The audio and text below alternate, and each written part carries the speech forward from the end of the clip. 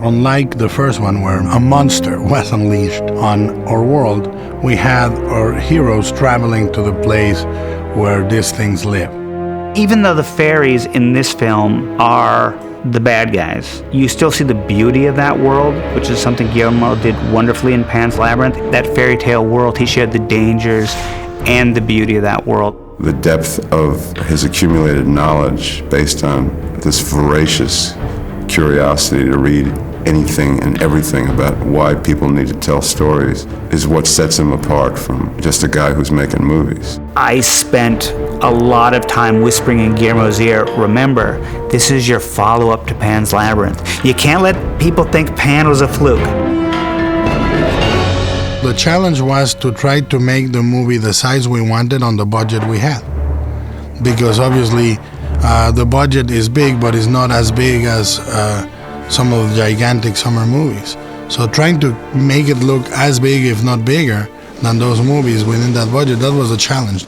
The movie's considerably bigger, but he's kept it anchored in character and story. And the fairies chatting, and transmitting it.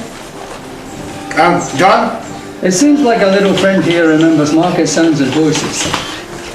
Very nice. I don't think you could have a better choice than Guillermo for this material, and he did a great job on the first one, and he understands the product. Guillermo's interested in parables. He's interested in parallel universes, and he's interested in telling a story in a fantastical world. I'd rather you take the beat up front, and in the middle. Okay, sir. Let's go. He's a little boy with this humongous imagination. He has a way of being able to help people go back to being children. This kind of unbelievable creativity and the things he creates and creatures he creates and stories. On the other side is this absolute knowledge and understanding of what he's doing. There's no guesswork whatsoever. This is certainly stranger than other comic book films. Gentlemen, welcome to Troll Market. This movie is so full of memorable locations, places where you turn a corner and you go, oh my God, I've never seen that before. This is really epic in scope. The worlds that they travel through are truly epic and mythic.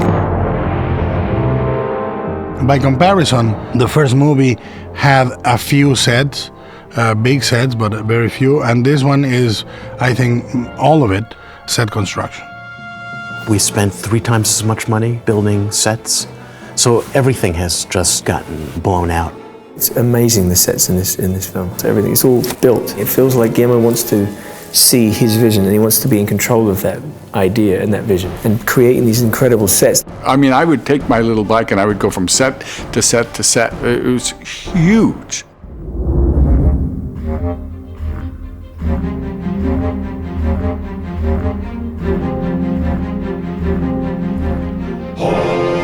I think both Guillermo and I felt with the first Hellboy film that we went a little light with the creatures. So going into a second film, we knew we wanted more variety. Every single image that you see in the film, every single creature that you see sprung from his imagination. The thing is with both Mike Mignola and Guillermo is that they go back and forth and they just allow themselves to dream, essentially, and the two of them have a relationship where their dreams somehow manifest themselves exponentially when they're in the room together, so there's just no stopping the insanity.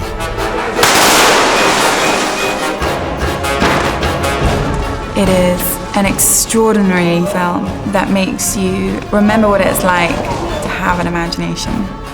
This is why I got into it. I mean, you know, this is Hamlet and King Lear and all those things, you know, rolled into one. A great story, just sets and ideas and creatures have come to life actually three-dimensionally that I've never seen before, even in my wildest dreams. I think the set pieces are more varied, the creatures are more varied, they're funnier, the fights are very different one from another. So all in all, there are much more flavors, different flavors in this movie than in the first one. You'll laugh, you'll cry, you'll wet your pants.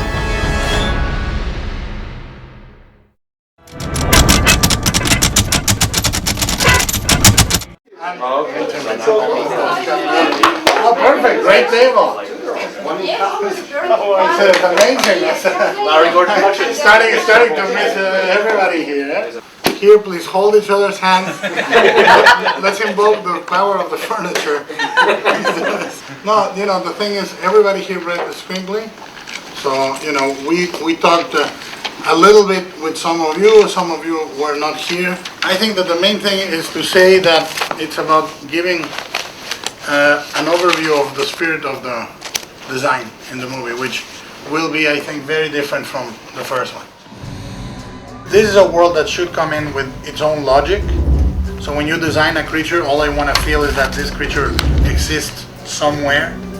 I want to emphasize on the design of the creatures is except when you want to go all for movement, keep them, the silhouette and all that, keep it elegant and simple, because a lot of them are going to be there very briefly, make an impression and leave. I want very much for Mike to be involved in doing his take on some of the creatures when we talk. That will be used as a springboard or as a placeholder until you guys come up with something better than that. I think that most of the time you have an idea of what a troll is, what an ogre looks like, what a goblin looks like, and all that kind of stuff. And what I want to do is avoid that at all costs.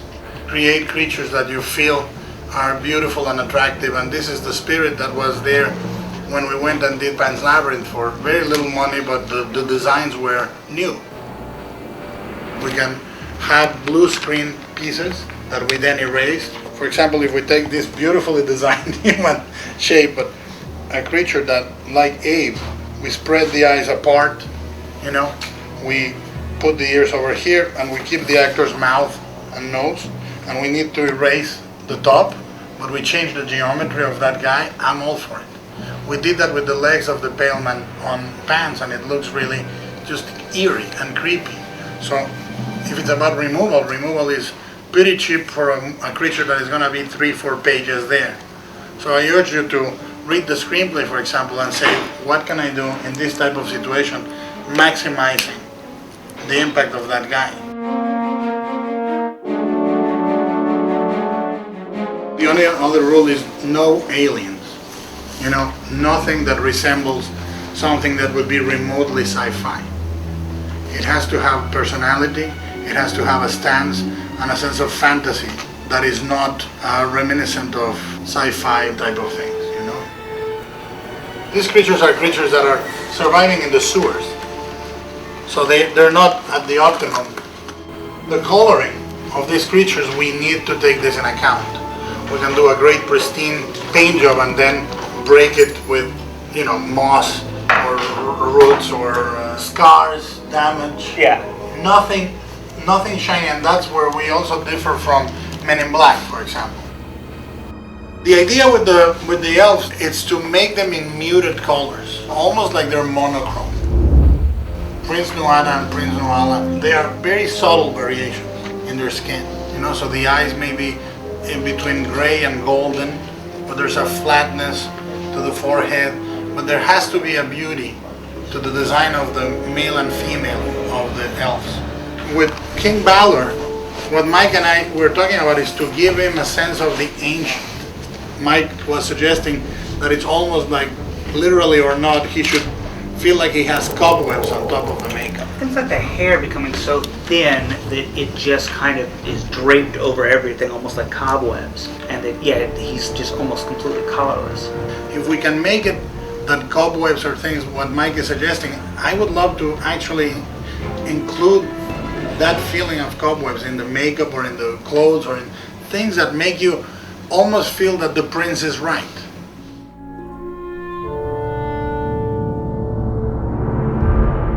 Mike's idea with Wink, he's muscle, and we should really show him, he's missing a hand, and the idea is his hand would be kind of Hellboyish in the sense that it should be a simple shape that he then closes and it becomes a mace, and of course the spikes pop out. I was actually thinking the idea of actually this guy being kind of this pale gray and darken as it goes down, so you've got that kind of horrible effect, almost like his arms are burnt.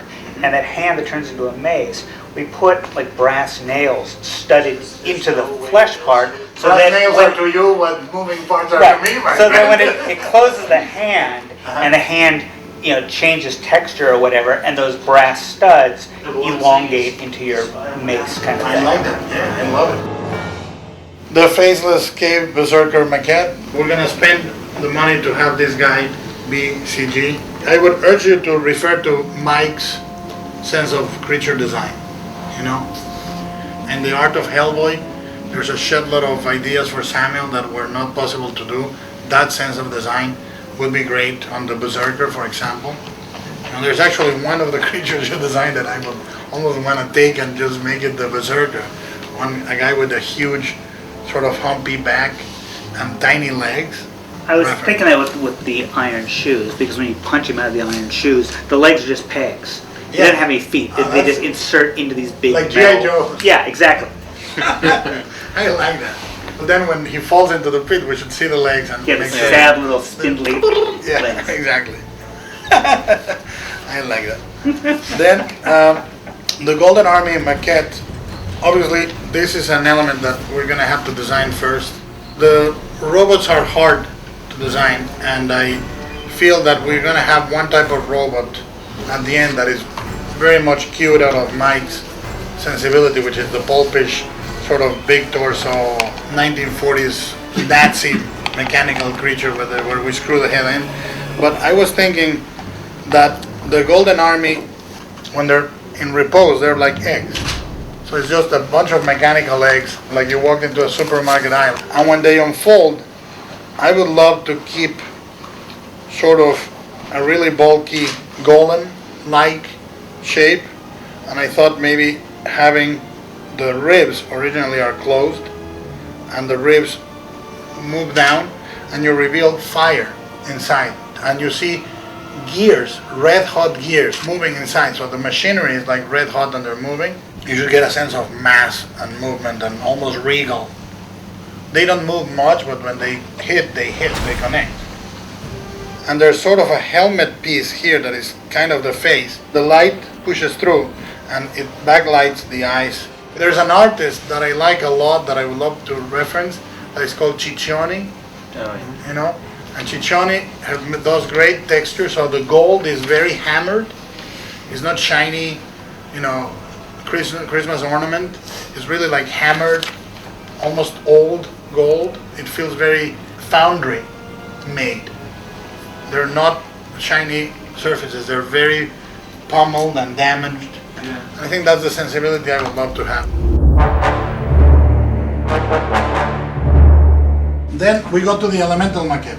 The idea with the elemental is really cool, but it's very difficult because it's always changing. When it reaches out, the leg elongated, and when it moves, it leaves the body behind. It's like it's reforesting the city as it moves. Then we come to the Angel of Death, which is an insane creature with eyes on the wings.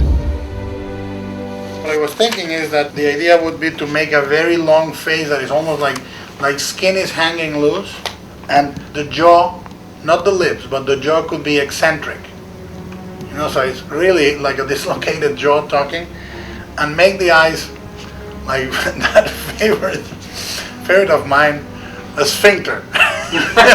So the eyes would grow and dilate and close, but there will be no eyes inside. But the only color is in the eyes and the wings. So the wings. Peacock. Yeah. And those eyes should blink. Yeah, those are gonna blink, but that will be digital. Right. We'll do the wings for the overs, but when you see them from the front, they will be digital. And the idea for the arms is to make them very, very thin. Don't think linearly. It's a very spindly creature. If like the Baba Yaga leg, you want to go wooden, or if you want to go make them sort of branch-like, or you want to make them super skinny to an impossible point, I'm all for going to places that feel organic to the design, but they don't necessarily make sense. Any questions? No one has any questions after reading the fucking screenplay? Nothing. I love you guys.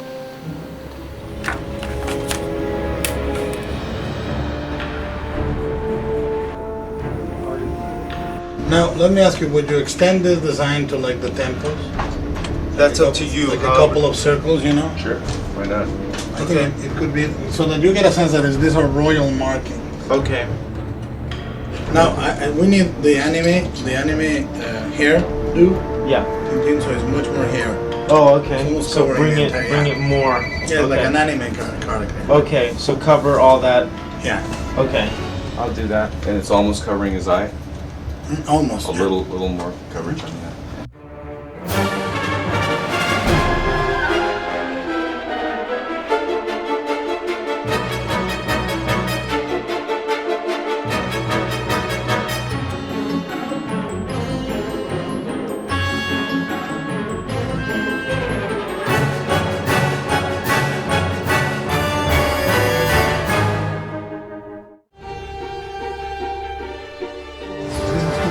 It's too bulbous, like a little flatter. Too little.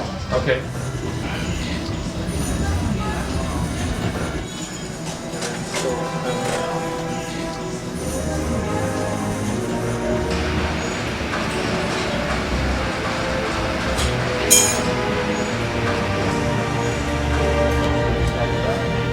Yeah, you could.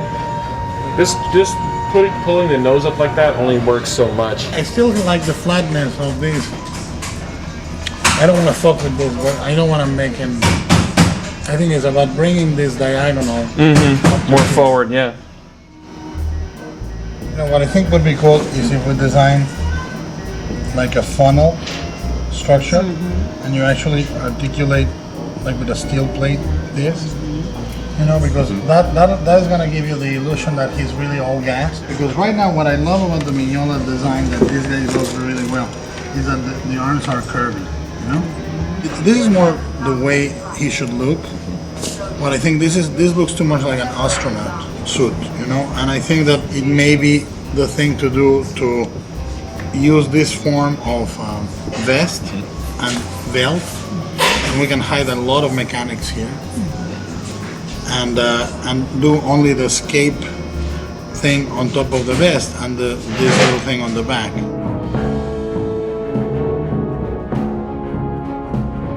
Now, these are quilts. Porcupine. Yeah, that's why. These are a little too wavy. Okay, that's straighter. These are fine, but these are quilts. Straighter. Do you want me to take this eye out completely? It's like negative painting.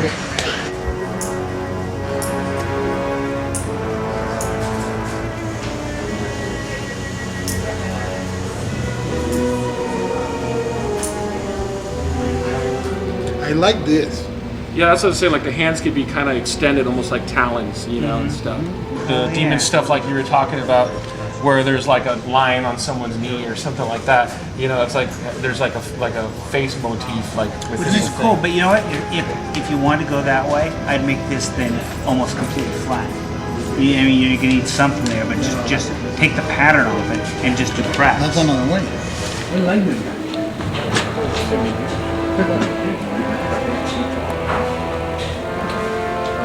Brian's head is here. Brian's head, yeah, is about here.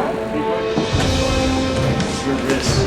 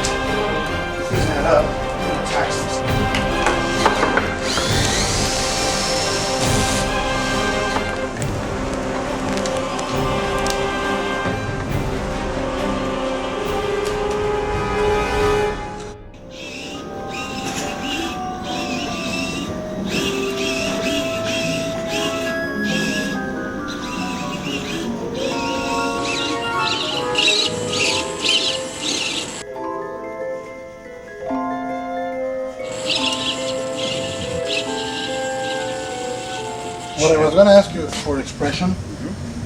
Since we're gonna have the patented, nostril flare, Yeah, right. I was thinking if we could put a couple of bladders here, plays like a bull, but that also goes with the mouth. So we can have one ready to fight. Cool.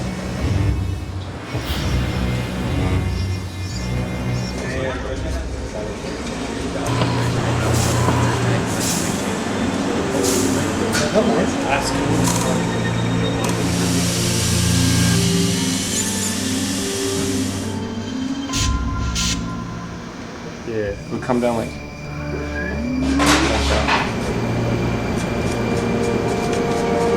Would you originally do any CG wings? Nothing at all? Forget about it, there's no... Yeah, so it's all fully practical. Yeah. So we need to go from them being open to closing. No, the problem is the mechanical eyes. Right? Yeah. Yeah.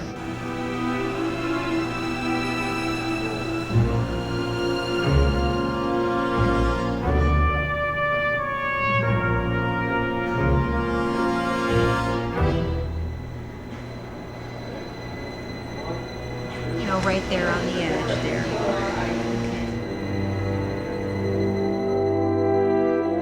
And it will work with a robe hiding his arms. Yeah, we've already prototyped black cape, and it's actually okay. It kills the silhouette, but we're working with making the robe a different color than the black cape. It's gonna look good. But what I was thinking for him is that he projects the mouth a lot. Very much like a fish. Yeah. So you should have a check. Okay, I got you. Like an English. The exaggeration of an English. Oh yeah. Ooh, yeah. Absolutely. It's a rule for praise and peasants. Oh yes, Your Highness. Yeah, okay. Allow me to kiss your eyes. Open eye contact. Come in, Dougie. Okay.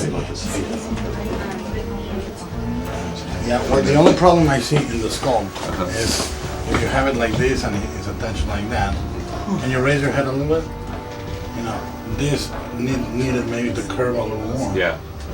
Or make a third jowl. We can extend it. We can make something else to supplement this. You should make maybe a third jowl that is all, so he can have a jiggly big one. Right.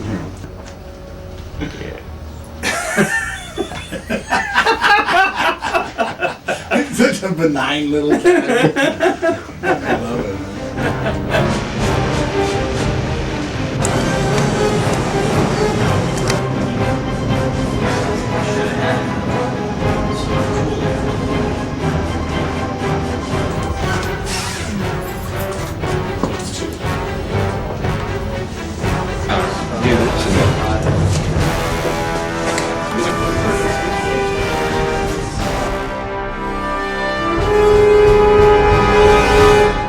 The idea is to go more surreal. We don't want to do stuff that you feel you've seen.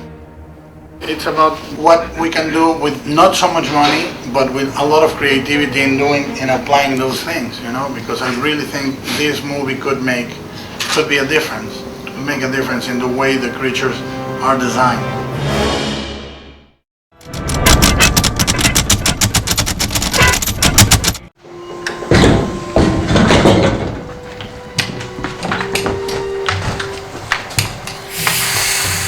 Oh my God. Johan Klaus, at your service. I like him. Well, the idea was to have a character that was very much a guy that goes by the book. Johan is Prussian, very Teutonic. This goes here, you have to do this. And Hellboy is completely the opposite. He's a disaster. Johan tries to direct his attention to the manual and the procedures. And obviously he fails miserably. Try me! What's my flaw? That's the best of you. Johan, I think is amazing. We all knew what it was going to be, but I don't think any one of us really expected it to be as different and as bizarre as it turned out to be. Correct, Agent Sheffield. John Alexander as Johann Kraus It's a role that he's also shared with another actor named James Dodd.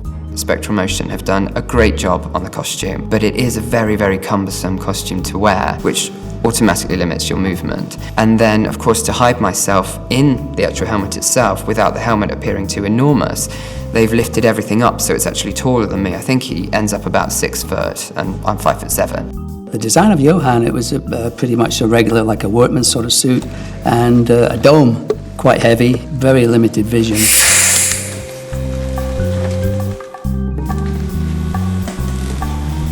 Cut. You didn't go near to the mouth. You need to go much deeper, much deeper. Show him where?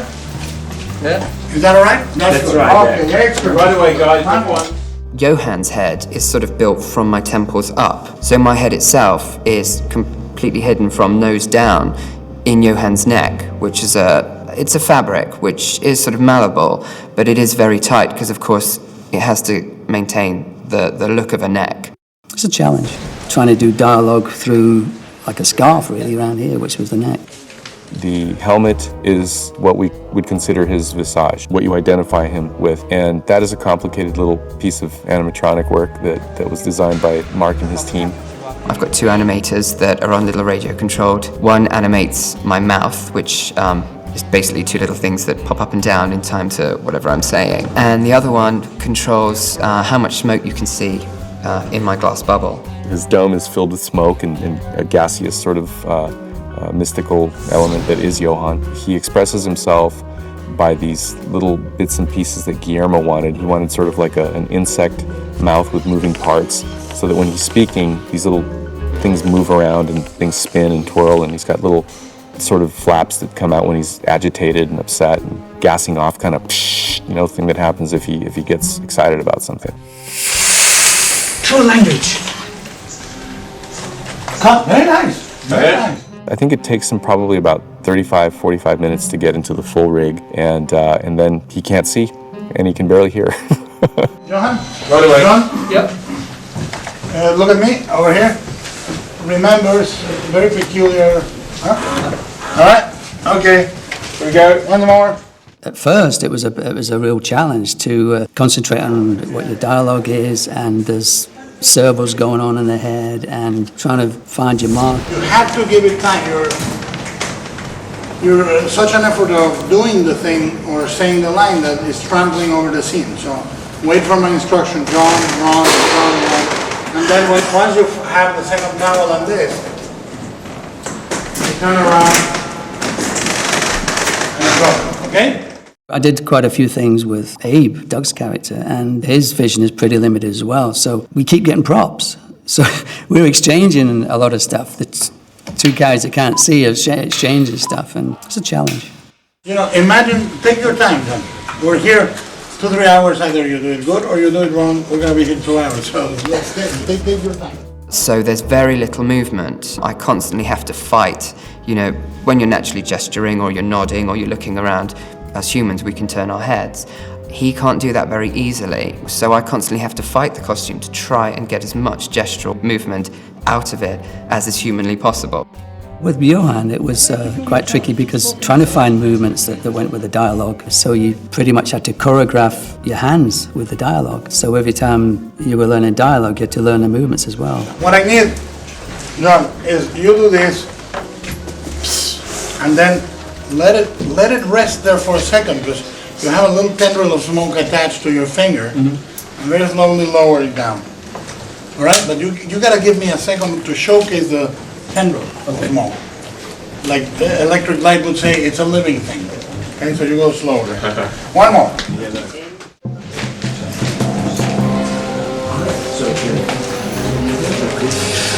We're going to be on all 4 of them. Yeah. From behind, turning wherever you want from behind. Okay, that was great. Yeah, 13 is the best. With Guillermo, he has in his mind what the character's going to be doing in that particular scene. So you have to approach a scene with an open mind. The way we sort of approached it in the end, Guillermo was very much like, I want him to be more pedestrian, more human, but he's incredibly gestural because, of course, he hasn't got a face to make lots of expressions as we have. He's got his hands and his body. That's what Guillermo del Toro brings out in the characters. That human element just gives that extra believability.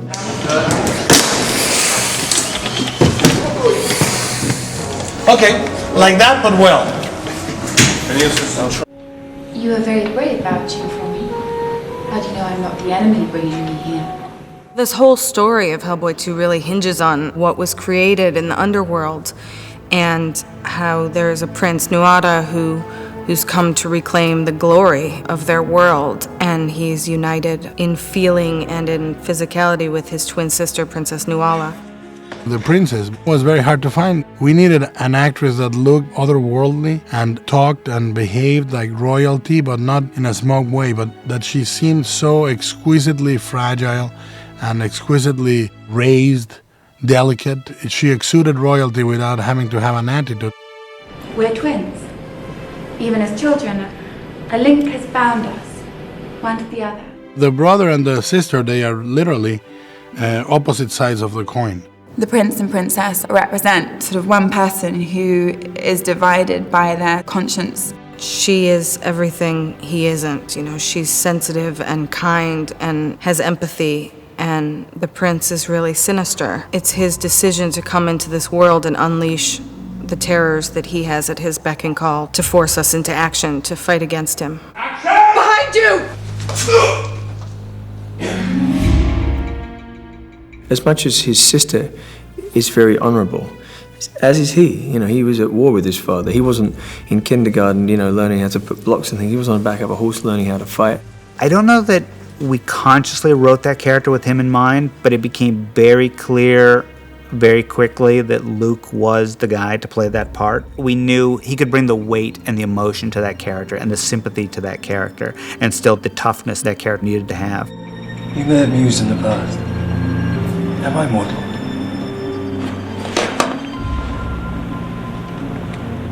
You are now. The prince is essentially like Geronimo. He's like the last of a race, or the last warrior of a race.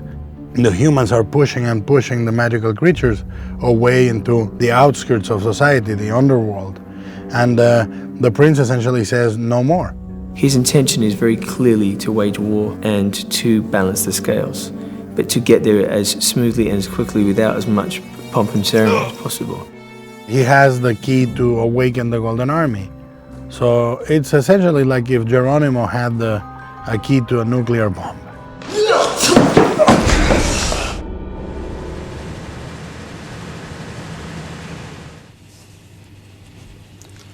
"4:15 a.m. We normally get here about 2:45. And Javier, who was filming this, we said part of the deal was that he could film this as long as he got up really horribly early. But, you know, 4:15, it's not so bad, is it? Makeup. Firstly, I want to say I hate having my makeup done that long. But it's truly not a process I enjoy. Well, at the beginning, it was like 5.5, 6 hours, sometimes 7, because there was an experimentation. Because I remember looking at the call sheet and saying, that's the earliest call time I've ever seen. I mean, I was just going to bed, and he was getting up. And that's 8 hours, and then you start your day.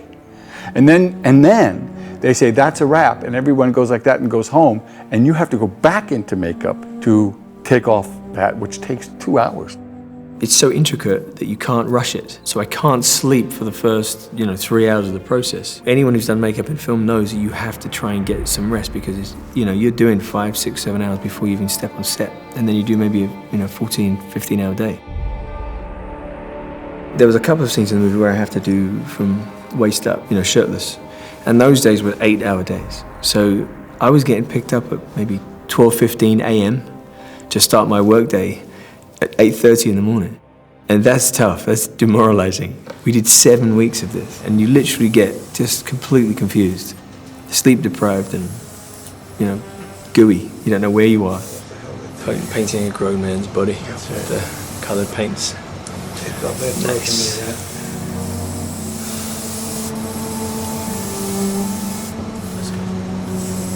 The thing about Hellboy is that you can see they put everything on a running track. What they do quite seriously is we train, which I do. I get here at 2, 3 in the morning, and I run. You didn't see it, but I jump out and I run this track. It's very considerate of the producers.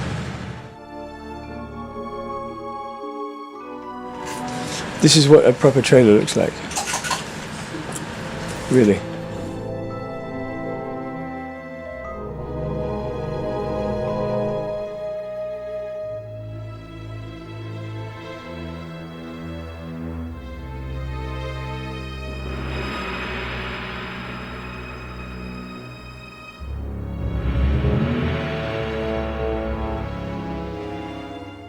So when you're finished, you forget about the process. But 1 minute before you sit in that chair, knowing what's ahead of you can sometimes be a little daunting, to say the least.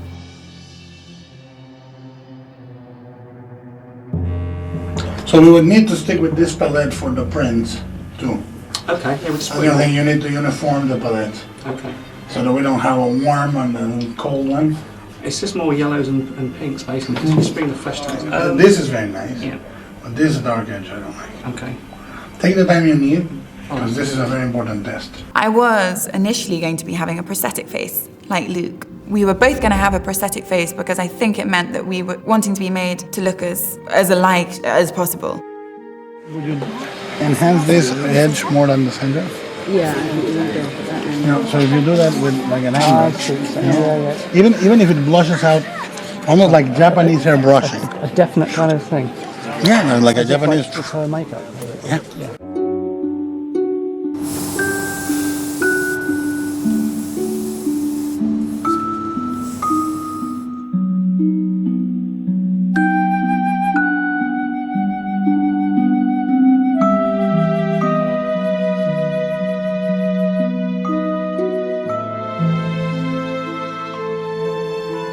Wow, now that's very nice. I feel quite pretty now. Yeah, you do look pretty. That's very nice.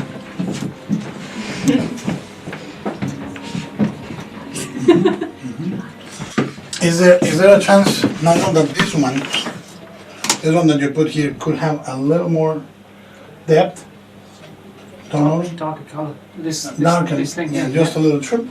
Sure. So it's a definite line, you know. Yeah, but like this, like what you did exactly. She was too spooky before. She looked like Bride of Marilyn Manson. She's pretty now, isn't she?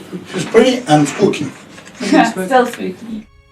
So I think the idea was with the prosthetic pieces that they'd slightly manipulate our features to make them similar. And then it just didn't really work out for me. Luke still has his, and it works for him. He looks ravaged, and it means that he can have indents in his face that makes him look worn and sort of war-ravaged.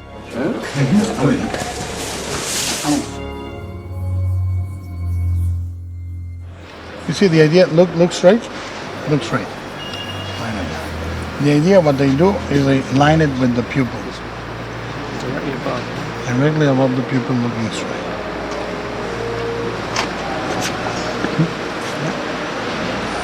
Look straight. Straight head.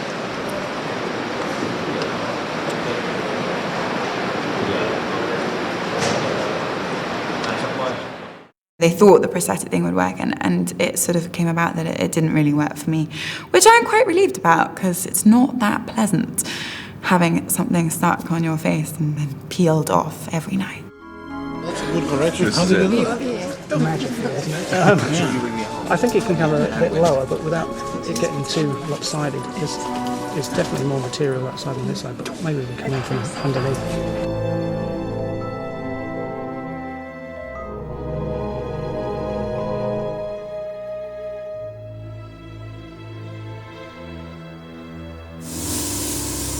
For Princess Nuala, it was important that she looked pure and as sort of clean in a way, because, you know, she's the antithesis of the prince. She looks good, man. Before she looked like a Hellboy with raccoon eyes. She's gorgeous. I'm glad you're talking about the piece. Now you look beautiful. Therefore I can say it. The princess can sometimes look very beautiful, but then also sometimes look quite frightening, which I think is great. I think that's exactly how it should be, because it's otherworldly, and if it just looked beautiful, then I think it would be too modern in a way. It has to be more than that, and I think an element of danger is good. This is the third time we've done this scene. When's the last time? Oh, I hope so. I really hope so. I thought it was going to be the last thing we shot.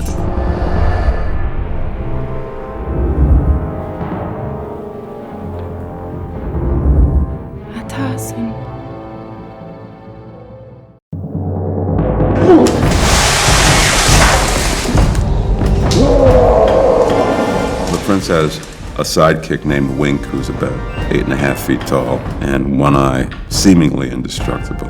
Truly badass. Truly badass. Oh my God.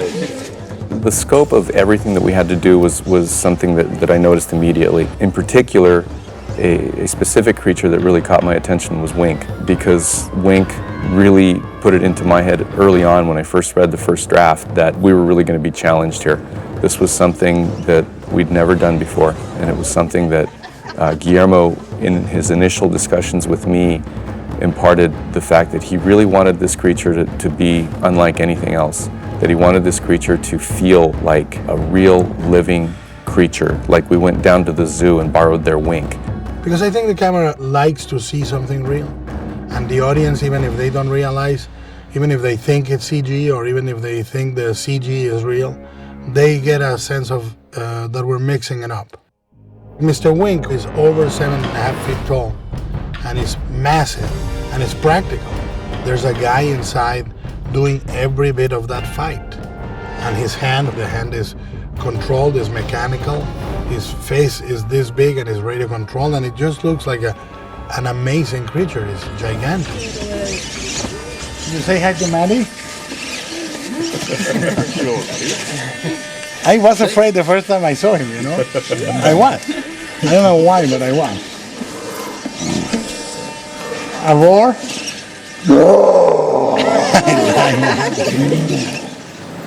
For me, the design process starts with reading the script and looking at the concept designs that Guillermo has come up with some of our concept artists. I look at those and I try to start to get a sense of what kind of expressions it's going to have to make, and I break those down into what parts of the face are going to move, how they're going to move. Like, if you look at the squint in here, this is although it's not a human, there is something very human-like about this shape. So the squinting action gives it a kind of a human emotion, and that's something that is a mechanism, cables and levers that are imitating the way real flesh moves.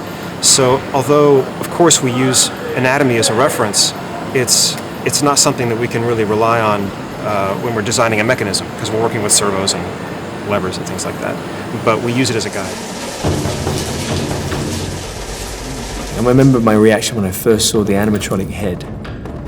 I was like, I saw footage of the animatronic head, and I thought it was a CG test. I thought it was just, computer graphic test. And it wasn't. It was just a video camera taping the animatronic head. And I was like, this is ridiculous. It's so fluid and real and alive. Blinks, nostrils, like snarling its teeth, moving its mouth and lips. I'm like, it's insane. I think the team really came through, and the biggest challenge turned out to be one of our biggest successes. Seeing what Spectral Motion has done with that character, having Brian Steele, who was on the first film, play that character, the animatronics have gone into his facial expressions. It's the best creature face I've ever seen as far as performance goes.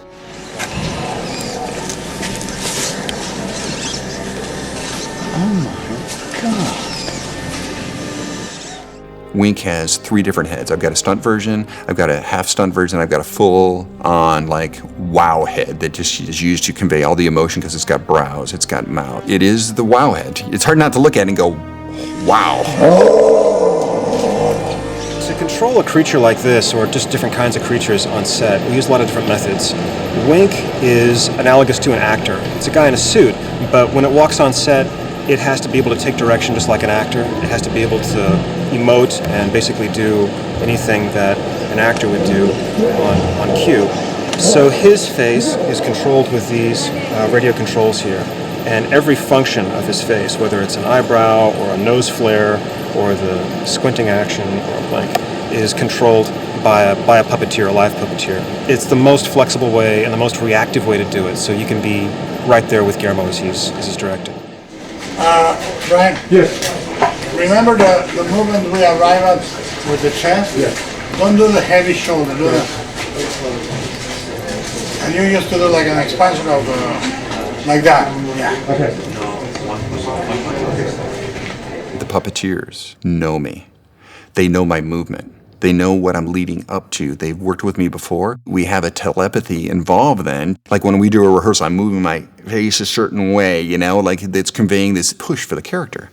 And then Mark Satrakian knows where I'm leading with that. Mike Elizalde knows where I'm leading with that. So then it gives them a feeling of what they're going to do with the face once I put the head on. And then I've got an array of different type of like stunt hands. This thing is really scary. It is a very powerful and complicated mechanism.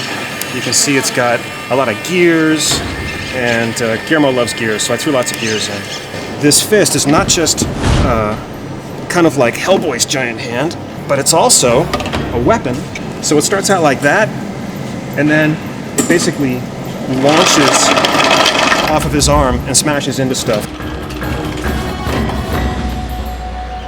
This fist here is made of foam. It's soft enough that we can hit people with it without hurting them. So this is our stunt fist. This fist is a combination of fiberglass, and these parts are all made of polycarbonate. So Wink's left hand is a flesh hand. This is his real flesh and blood.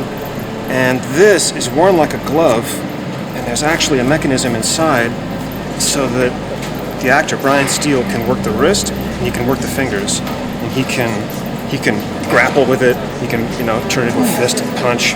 It's also very tough. The mechanism can flex and bend, so when he's doing stunts, he's grappling with people, he can do that and it won't break. Very important.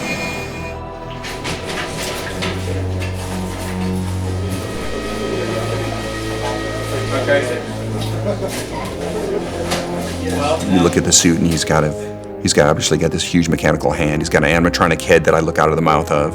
I'm on 9-inch leg lifts, and the suit itself weighs about 130 pounds.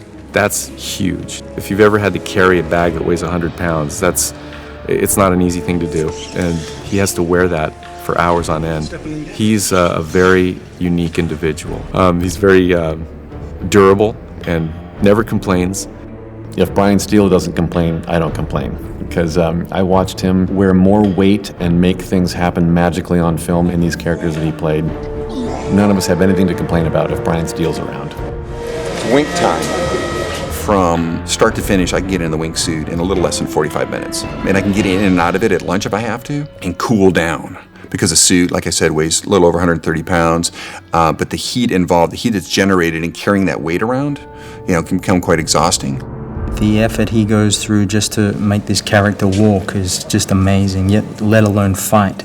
And you'll see it on the screen, just how well he portrays it, this character. And it's all due to the preparation he's taken, the bike riding, the running, he's constantly training.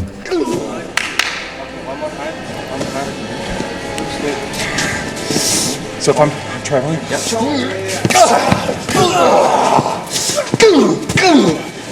Okay, good. Sorry, I can't stop it. I'm sorry. It's good. Trust me, this is all foam. It's all good.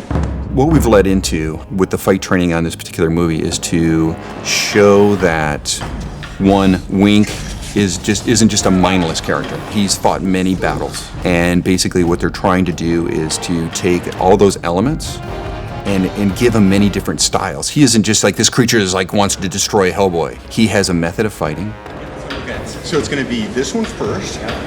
Okay, then this one. Then I'm going to graze you in the stomach with this one. Set me up. Bam! The big opening. He has all these toys like the mace, the chain, and he knows how to effectively use those. And you can tell by when you see Wink, he's got scars on him. He's lost his eye. He's obviously lost his hand. It's been replaced by a biomechanical hand. He's got scars on his chest. He's got all these armors. And the thing is how did he get those? Beautiful. Now rest, I'm going to put you on film. Guillermo will push me physically and mentally to the limit to get what this character needs to look real. He will absolutely exhaust me to make sure that he gets every last bit from me. I always tell him, it's like, I will leave blood out there for you, and he makes sure that I do. Good night.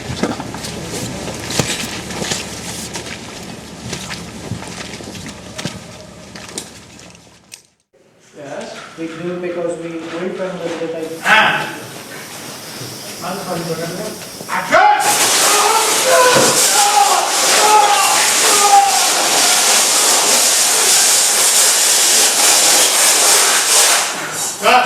Got it! I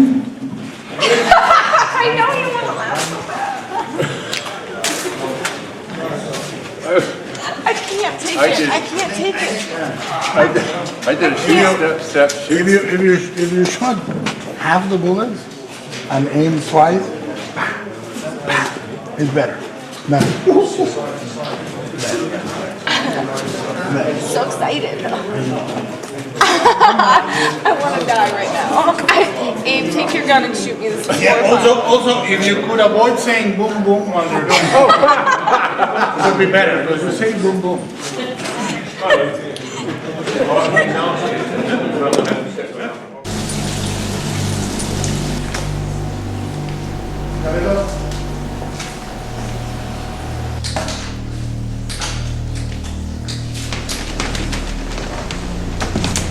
Red, we have company.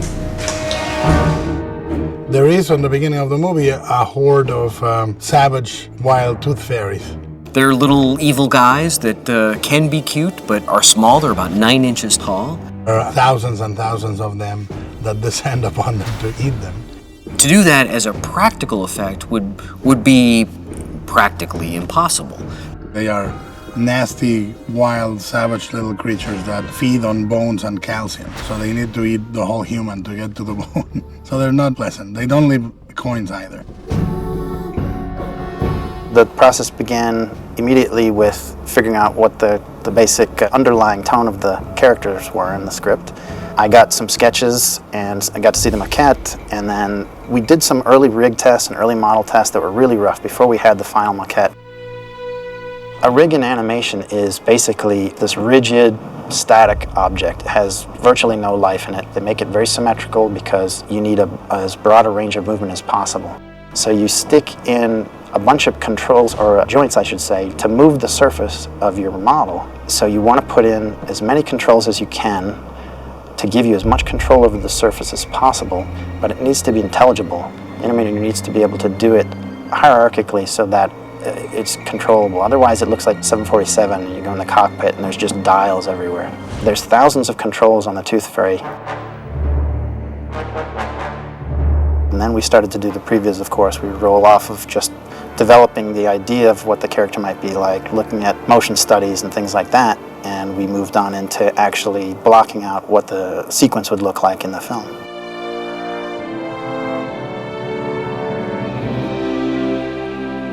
The number of folks that we have on set at any given time varies based on the sequences that we're filming. Say the Tooth Fairy sequence. We bring out the animation director for that scene, myself, a number of folks that take care of making sure our camera data is accurately recorded. There's a lot of auxiliary information that we need to be able to do our work later that we need to gather on set and just keep organized.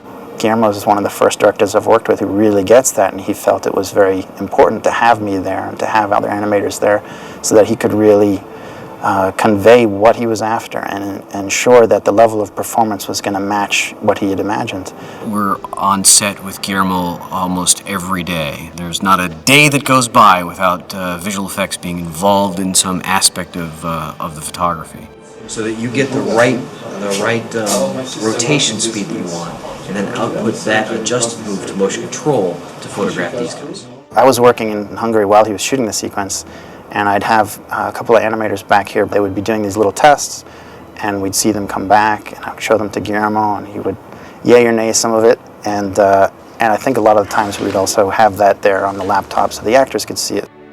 I know he used the previews pretty regularly just to show the actors, for everybody on set to get some idea of maybe what the tone would be, but most of it did change pretty dramatically. We didn't really stick too close to what the previews was. This plays better as a single shot, going from him to there and then going and seeing them borrowing and covering him. Let's do this one because joining them is going to give us nothing but a nightmare. You want to give Guillermo some idea of where you're coming from, and of course then he bounces back immediately with where he's coming from and directs everybody. Then you really start to understand where he wants to go with it, and he hopefully has something to work with. Cut! Edgar Anderson, Abel Fugel, come with me. That's it. Thank you very much.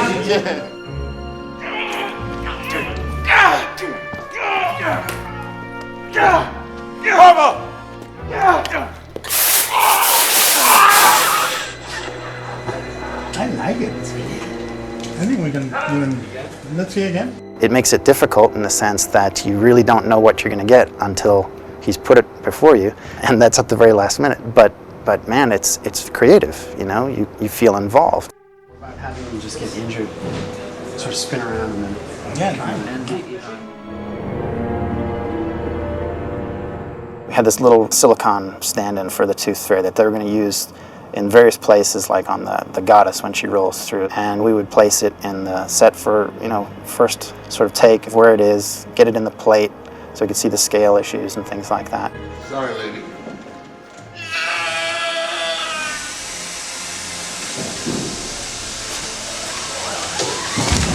We help Guillermo decide what the best way will be to film his live characters if they need to interact with something that's completely synthetic and just not there on the set.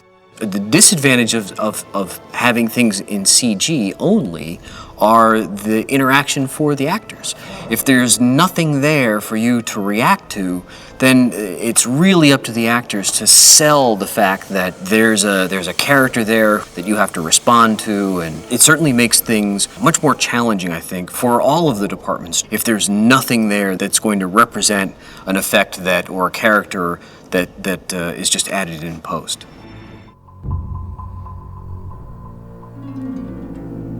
For the animation guys, it really wasn't too important that we get lots of data from the set. It was mostly for the trackers, motion trackers, that they'd be able to lock down the camera as good as possible for us and give us a 3D environment that matches the actual set as closely as possible.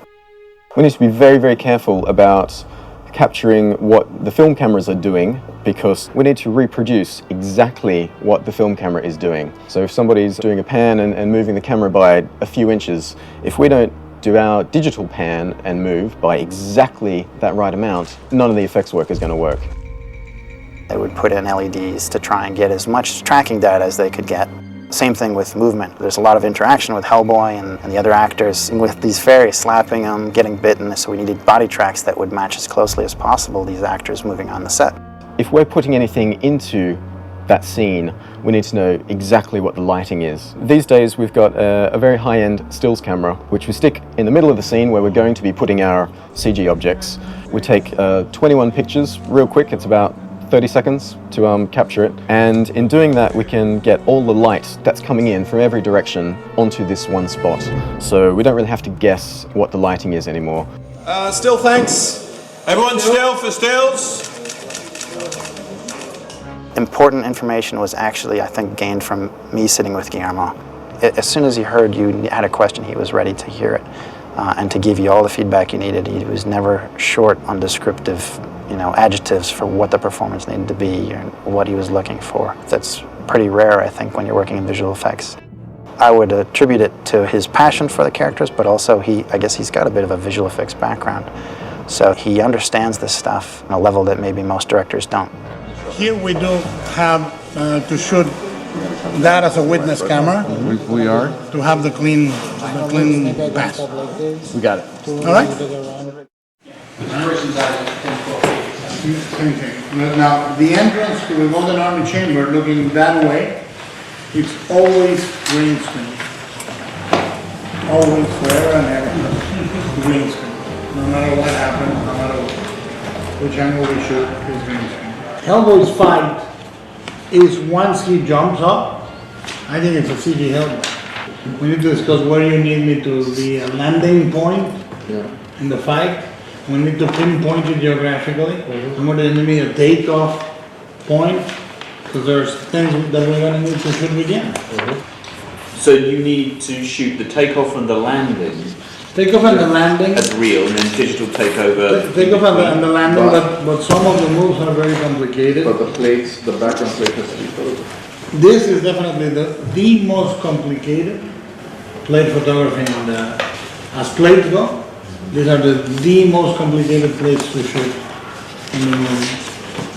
We should take a look at the animatics, see where the camera angles are, what we can and can't do. Obviously, we're doing CG takeovers with Hellboy, so with a CG takeover, we will be able to light him in CG. So whether we're doing match moves of Jan's movement, so that we can actually project digital light onto Jan, so that we know where those sources are coming from.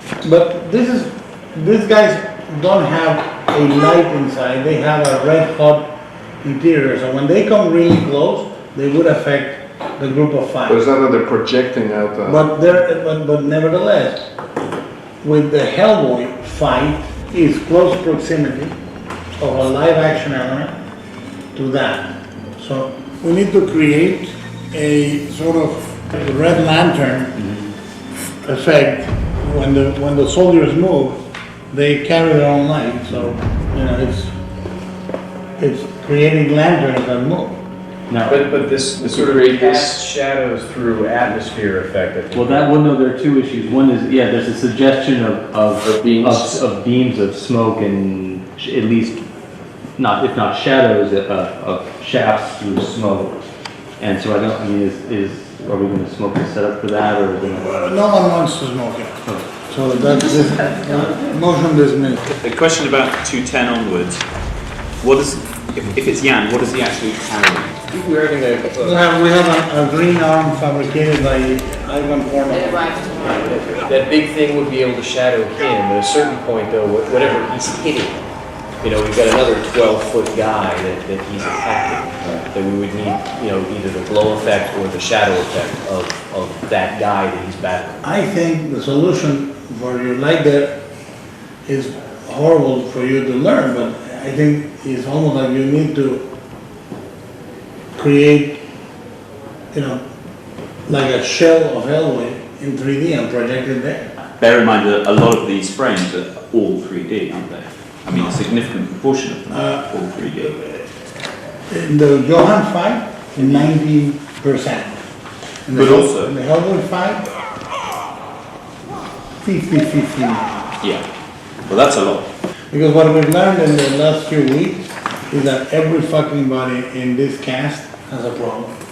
Wink is blind, the fish is blind and deaf, Johan is blind, deaf, and severely damaged, and so on and so forth. And the fight in the gears is 90% real. It's a fight where you have a tumbler, and a mumbler fighting two Hellboys. It's gonna be a festival of meat.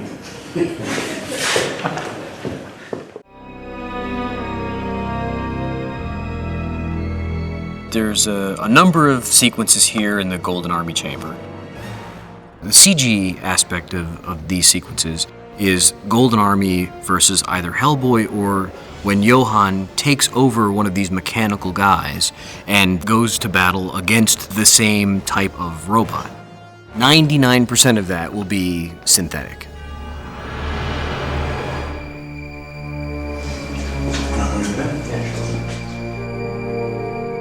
We initially had some, it was a series of drawings. They were more like conceptual drawings. These, action poses. We were using that as storyboards, but it wasn't completely laid out. Hellboy landing in the foreground. And this thing looks like it's toppling on. It's going down. So we're counterpanning as we're dolling? No, it's only, if those are the legs of the robot, right? And Hellboy's coming this way, we're doing this. Coming in, okay. Yeah. As Hellboy's going through. Yeah, exactly. I always pictured him sliding like into base. No, he goes here. He slides there into base. And then, I see what you mean. You see what I mean? His feet first underneath him while he's firing as he goes through, So he would slide like that here, yeah. And back then, there were two fights. There was a Johan fight, where Johan fights the robots, and there was a Hellboy fight. One of the robots comes and smashes Hellboy with a column from the chamber, and then Johann, he's taken over one of the robots, and he saves Hellboy from being completely smashed by the column, and then starts the Johann fight. That was too many shots. It was too long of a sequence, so Guillermo had both of those combined, using the best pieces of both. So here I was thinking that we continue through this, and then he gets sucked in completely before we cut away. Yeah, of course. But in their animation, they never suck him through the gears. So I felt like, okay, it's the timing that we want. We need to see him go away. And gears need to fly out. Yeah.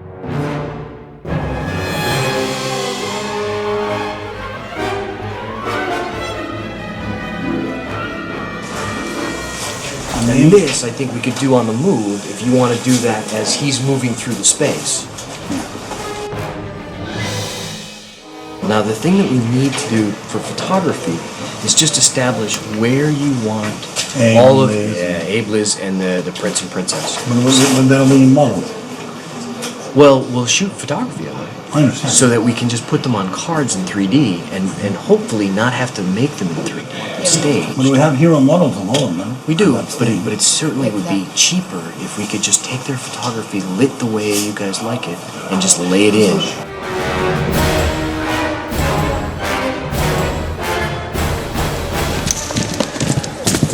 I was out there basically for the duration of the Golden Army shoot. It was a pretty hair-raising experience, really, because when we went out there had been no approved storyboards for the whole sequence. So does Hellboy maybe save Johann with the end of the Odyssey shot? Because it seems like they're all ending up in the same place. Mm-hmm. So maybe Johann's fighting, and one of the guys is about to pound him, and then Hellboy comes in and slams the arm I into would need him. an extra plate, but maybe we can do it. What would be best for us is if we shot the plate and then we can extend it or even end up replacing it. But at least we've got something for where you want the guys to be, the sort of move you want. While we were there preparing for the shoot, we were still making huge changes to the direction we were going with the previs. And in fact, the previs ran on into the shoot. So people back here were prevising shots that were going to be shot the next day out there in Budapest. Got it? Don't move, no. Focus, can you shoot at these little things? At the green, straight at the green. During the shooting, there were some spur-of-the-moment ideas, changes of course, as Hellboy's fighting with the arm that Johann rips off and throws him the arm. He runs up on top of a robot, he swats a robot down and knocks it over and then runs up on top of it. And it was hard to think of something like that before you were actually on the set and in the middle of the fighting sequence. It wasn't choreographed before that day. I'm wondering, is it possible to flip it this way and then charge it? We work very closely with Viz Effects in terms of, what we can expect, because we can't see what they're going to develop, so we rely very much on them as to what Hellboy is actually fighting and how we can fight them. All right, let's go! Hellboy versus the Golden Army will definitely be a combination of live Hellboy filmed and CG Golden Army soldiers. So we'll have various representations of parts of the soldier that Hellboy can interact with, so that when we replace that with CG, it'll look just natural that Hellboy is interacting with a character that should look like he's really there. Y aquí, Carlitos, empiezas a irte hacia ellos. Hold on. Segunda. Segunda, she's gonna be closer to them. And you guys need to be right in the front of me. More. We have robot passing in the foreground. Pieces rolling. Head joins the head.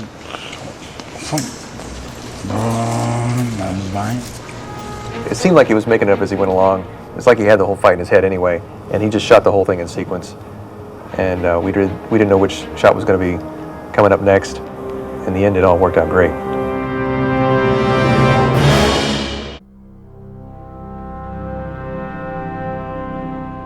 One of the biggest challenges was just trying to find out what the first movie had and how closely we had to actually stick to that, because obviously there is a continuity, and that was really tricky. It's difficult creating new things, but having to follow from the first movie was very difficult and quite daunting. I mean, obviously some of the stuff was already set, although we have kind of moved things around a bit from the first movie.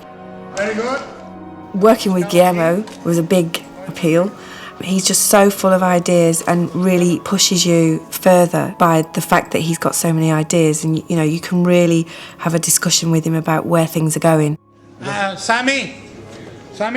When I first met him, he did show me a lot of reference of stuff that had already been conceived, and he's so visual. He knew where he wanted various things to go, which is great because you've got somewhere to pull from. More here. Here. So you want it? He certainly has given me the opportunity to come up with things, and he gave me a big basis of colour and shapes and background places from where to research from. From those creature things, I took elements of those into the characters that I had to design. I can't shoot yet. I haven't finished my bottle of water. I don't know what to do with it. Ron is fabulous. Obviously, because I wasn't on the first movie, he really helped me a lot with where the costumes were and what problems they had before and how we could try and solve them. We didn't actually have any of his clothes from the first movie to work from, so we had to recreate everything from scratch. There were certain things that Guillermo wanted changing. Hellboy, he wanted the coat to be much lighter, because in the first movie it was leather and it really did weigh a ton, and it was very problematic for the stunts, so we made a canvas version. We also changed the shape of it to be heavier at the bottom, so it kind of moved more elegantly. We changed his boots. We made his boots have a sort of idea that there could be a cloven hoof, so there's a little line running down the centre of the toe and it's much more rounded, basically more animal-like, but very subliminally. Much better than the first one when you were floating in the tank. Abe's costumes have changed quite a bit. We decided to use a fabric which is something that dry suits are made out of. It's like a matte rubber with a kind of stretchy backing. And then also Guillermo gave me a drawing that he'd done of the body shape. He wanted for Abe to actually look like the costume was actually almost sprayed onto him, so you could almost see muscle definition through the rubber. Quite difficult to replicate from his naked body into the clothing, because we've had to actually build the muscles into the actual item. So it was much more difficult than just making a wetsuit top. He wanted him in long trousers and short trousers, and then there's all the valves on top and everything. His clothing has changed drastically, I think. It was really fun to do, to kind of work out how we were going to make it look like this fabric was just sprayed onto his muscles. Selma is fabulous. When I've worked with smaller actresses in the past, it's sometimes quite difficult to kind of get the proportions right, but she's completely in proportion, and everything we put on her fitted like a dream, and she just wears it so fantastically. Really, went with everything I offered up. I think we sort of made her a bit more edgy, sort of much more ready for action, really. The feminine side has kind of really played down a lot. We've made a really strong silhouette, so you really see her body and it's not so kind of covered up, to give her a bit of a funkier look. And I think she looks quite cool, actually. You're here, so I assume you bought the remaining piece. I think the Prince and Princess costumes probably have been the most enjoyable and the biggest challenge, because I was sort of given the opportunity to create these two characters who are so masculine and feminine and have a link. I'd call Guillermo and say, you better be making her costume lumpy. I was getting really, joking, but there was part of me that felt like, wait, this is my chance to be the girl, and now there's this beautiful creature coming, and she's a princess, no less. I think quite a few movies I've been trying to get dresses that are ombre into, which is where you grade the colour from one to the other, and all her costumes are ombre, which is so fantastic to achieve, because it's a really difficult process to get right. The Prince and Princess are very specific in their colours. They had to have almost identical shapes and form and colour. So most of the scenes, they are either in black and red at the beginning. In the middle, it sort of goes away from each other. She's in blues and he's in a kind of blue-black. And then at the end, they're in the same colours again, which is a kind of ivory, bone and red. Yeah, this is my Russian gymnast outfit, you know. Rocks. The sort of shapes and texture are very organic. A lot of it comes from sort of bone and a slightly oriental feel, but I've put some elements of kind of 16th century and a bit of 18th century. You wouldn't know it looking at them, but there's just little elements from different periods, and then a little bit of modern overtone to tie it all together, really. The cream costumes have taken the longest because the prince's outer jacket is made of separate pieces of bone, all stitched and woven together on top of leather, and then they've all been painted into separately, so that's taken a long time because of the amount of action we have to make them work, not just to look good but to actually move right. With the prince's costume, we've had to make a rubber version for the tumbling because it weighs so much, he can't actually do the somersaults in the costume. I love doing armour. If there's any way I can incorporate armour into something kind of slightly different with the bone and we've done metal plates on things, and it works, and that was something that was great to get on set. I've kind of had ideas in the past to create and then it hasn't quite worked or whatever, and those ideas I've used on this and they have worked, and it's really pleasing to be able to fulfil those ideas. Because there are things I've created on paper and realised, gosh, this might actually not work. Like the Golden Army Chamber, I was really, really worried going with cream costumes. But we've really painted into them and stuff, and actually it just so works. It's such a strong look against the set. I find myself, on this film particularly, on my hands and knees, lacing people into boots. Because I'm really particular about how things are placed on the body. You know, it's really important that where things are placed work for the actor. Otherwise, it just looks all wrong. So I can get quite pedantic about that. It's such a massive movie. There's so many different aspects to the design of it. It's a great movie as a costume designer to be part of. I challenge Prince Namajamba to the right to command this army.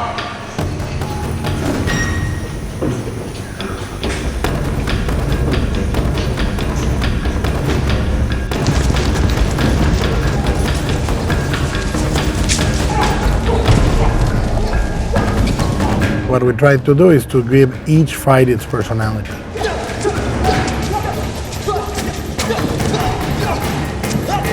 He had some very specific ideas about, you know, what elements he wanted involved.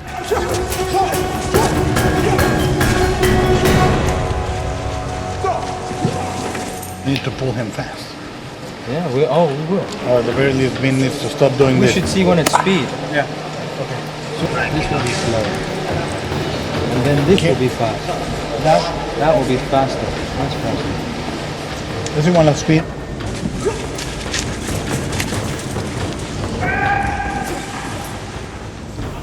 All right. Cut. Very good. I sit down with Guillermo. We talk about concept and ideas. And then my job is to bring my team together and develop these ideas. Did you come down with two hands? Yeah. Step. Brad Allen, what is great about him is he brings a sense of style, but also a sense of reality to the choreography. When I design for film. I do what's called, you know, animatics or cinematics, and I basically design the action, choreograph the action, and then shoot the action with my team. Our performers train so hard so they can channel these skills and abilities into that character. Hellboy's style is a very brawlish, kind of brutal kind of a fighting style, whereas the Prince is all about a lot of evasion, because Hellboy is very powerful, he's like a raging bull, and the Prince is light and nimble and fast. So a lot of his fighting skills revolve around being able to move out the way of Hellboy as he charges at him. I said I want very few wired gags. I want to concentrate on doing them with trampolines and hidden tumble tracks, so that we really have the actors flying in the air, physically, not with just a wire pulling them. We decided the level of action would allow us to include a lot of acrobatics and jumping around. So we found a world champion power tumbler. But if you're looking for just the rotation through the frame on the top shot, you can do it. And then we'll take it out for the better higher landing on the side shot. How about that? That's fine. That would help. And the bounce back? You can do it with this floor in, and we could shoot that now.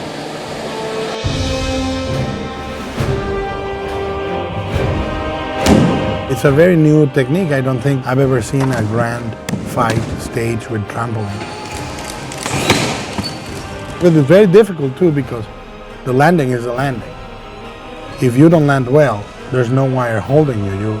You're gonna have a very serious accident. We went through a huge, very steep learning curve in terms of dealing with the heavy prosthetics. At some points in the film, Hellboy is weighing in and above 240 pounds, and inside all that prosthetics and the costume, I've got like 160-pound man with all of that extra weight on top of him, and I'm asking him to do some crazy stunts and jumping around. People don't realize just how much of an effort it takes. They have to go through at least 4 hours of prosthetic work, of makeup, before they can even come on set to perform all of the action. And we do have some lightweight shoes, and the costume department is fantastic in terms of adding anything we need. But still, you can't get around the fact that we need to present Hellboy on screen.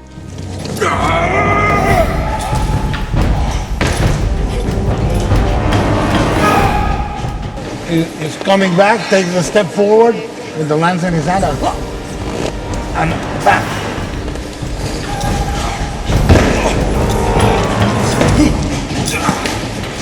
Very nice. There are no stunt guys on this movie. It's all me. Everything you see is just me. Yeah, you might see other guys walking around dressed up as Hellboy, but don't believe your eyes. I just, I take all the credit and do as little heavy lifting as I possibly can, because these dudes that they got doing it are really good at what they do.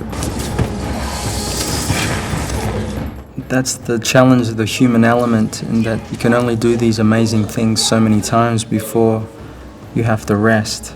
What we don't have the luxury of is time on a film. Now, when you start production, the clock starts ticking, and we have so many shots we have to achieve before, time runs out, and that's it. Let's try one last time and we move, So we're always under enormous amounts of pressure to get the shot that we need in the small amount of time that's been given us. We do the top of him going through the gears, maybe the reverse of the lance, and we'll be in good shape. I feel very strongly about showcasing human potential and human skill and real skill. And Guillermo's given me an opportunity to do that.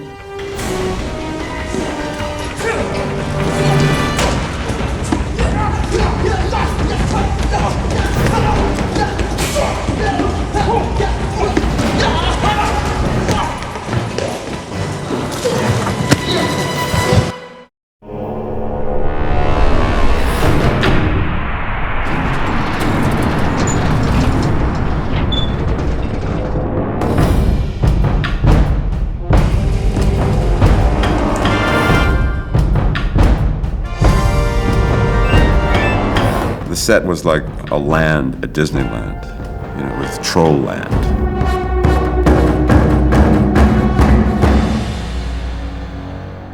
Working in the troll market was an experience that I'll always remember, just being on such a rich set.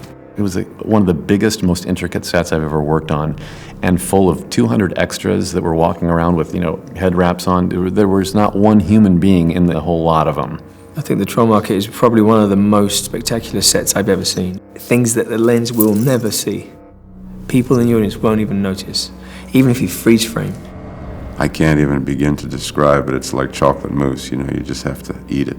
It was Guillermo at his most excessive.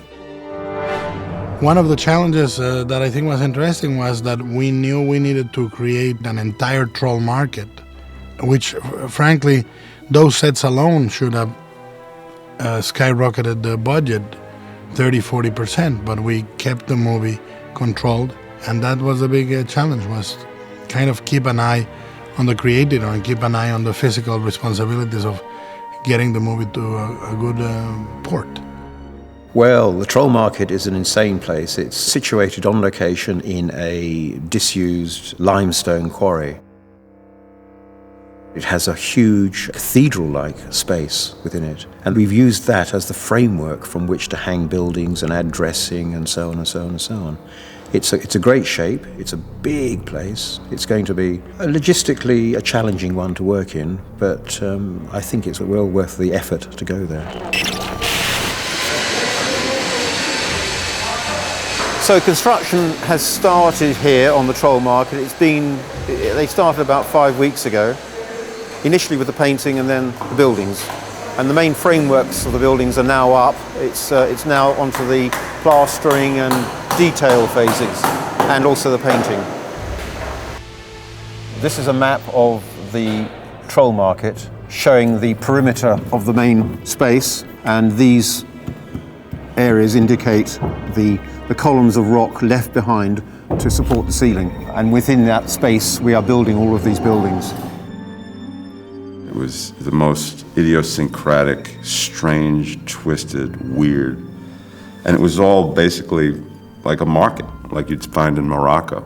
The Troll Market is very heavily Moroccan/Indian influenced, where there's lots of curves in the architecture, lots of sweeps and rounds and zeros. It's highlighting a different space for the viewer, above and below, whereas the human world is full of straight lines. If you look at the BPRD complex, there's straight lines on the floor. If you look at the auction house, there's straight lines, design lines on the floor, whereas in the Troll area and the below ground world, it's all full of curves and so forth.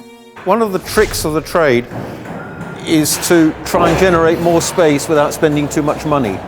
And this is quite a good example of it. We're building a forced perspective corridor of buildings. In the foreground, full-size people. In the background, smaller people. And in the further background, even smaller people. And that gives you the idea of traveling back much, much further.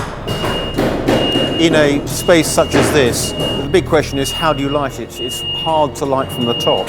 It can be done, but how do you get up to adjust the lamps, on the day of shooting and so on and so on. So there's much talk about side lighting and lighting from within in the buildings. The color of the market was so uniform. From the earliest concept design, we knew that the depth was going to be created by steam and color lights. Because otherwise you get no sense of perspective. If you lit it all the same color, it would really model into a single plane. Every little nook and cranny was full of props and set dressings that were so realistic. The idea with all the coops is that they eat animals. They eat obviously cats and chickens and wild type of birds, but they hate canaries. Some of the cages could be of canaries that have been eaten. From the moment of the conceptual drawings, we knew that we wanted air conditioner units peppering the old European facades, because I think it was a really nice contrast to have modern AC units. With the art department's work and the set dressing, and it looks incredible, it really does. It's such an exciting space, and it's just madness everywhere. When we submitted the screenplay originally to the MPAA, we were calling these the opium or tobacco then. But then they came back and they said, well, that notion is R, is not a PG-13. So the idea I came up with is that there's a barber shop next to it and they're smoking human hair. So, people are here, they cut the hair over there, troll or human, and they bring it to pipes to be smoked. So people are smoking hair. And then we're adding to that madness by having drips of water everywhere and steam everywhere, and it's just going to be, we're going to be blamed for a lot of uncomfortable people and wet people, and a lot of people are going to resent the fact that they're indoors and still getting wet. My character makes the journey through the troll market and goes into the map shop, and suddenly it's this incredible blue with thousands of maps all over the place. Every detail, like you look at papers that are scrolled up, or scrolls, or maps, like details, nothing has been overlooked. It's just so wonderful to kind of have an opportunity to work in a fantasy world. Again, it's the attention to detail. You can't help but respect filmmakers that create that environment so wonderfully, authentically, so that the audience can enjoy it. You know that they care about their viewers. They know that they're caring about what people are experiencing. Because there's so much that just won't be seen, but maybe it would just create that extra percentage that you need to really believe that you're there.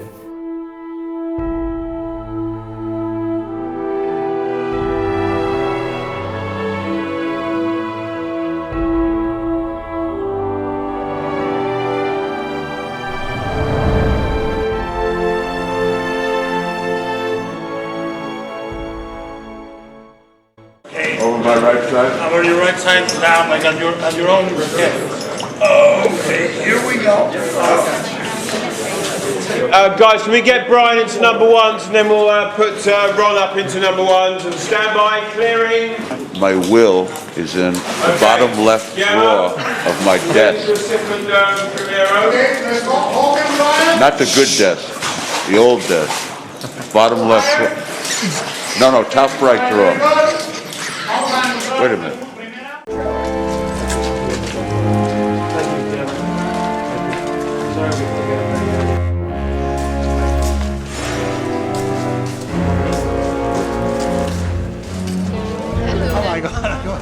When I was reading the script the very first time, I was like, okay, that would be CG, I guess, that would be CG. How wrong was I? Most things that you see on the screen, as far as things that are living, are alive, in the sense that they've been created and another actor is bringing them to life.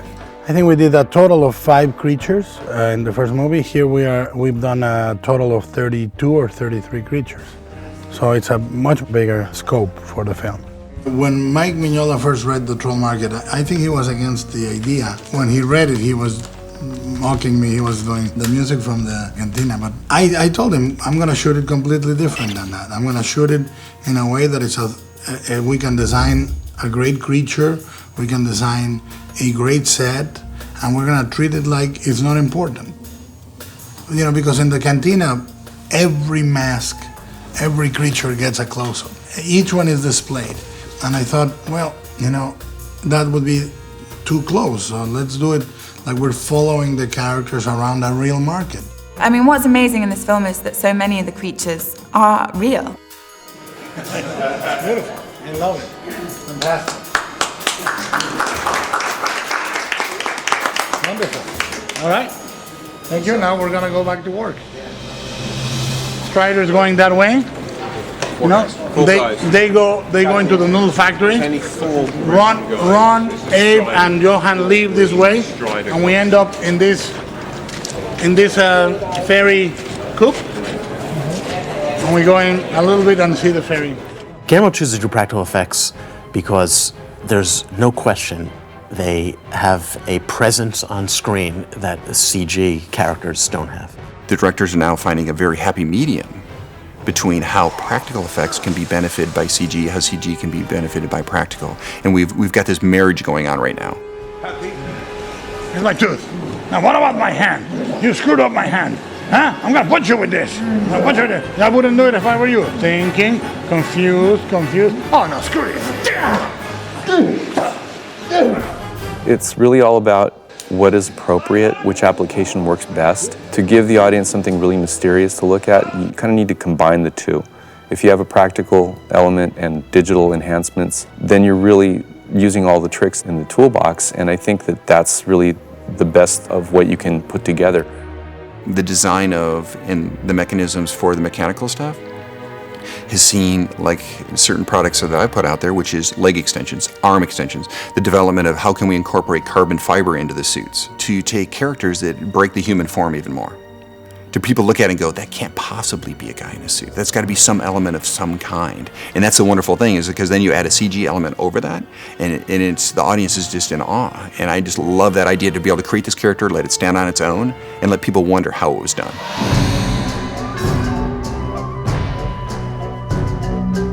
I play a character called Fraggle. It's a humorous character. They're going to CG out my legs, so I've got these frog-like legs. I'm going to have my hands in here controlling rod puppet hands out here. So the proportion of the character is going to be so fun for me to play. Because, you know, you normally play all these bad guys, and for once I get to kind of go with my true nature of like throwing some humor out there with the dialogue.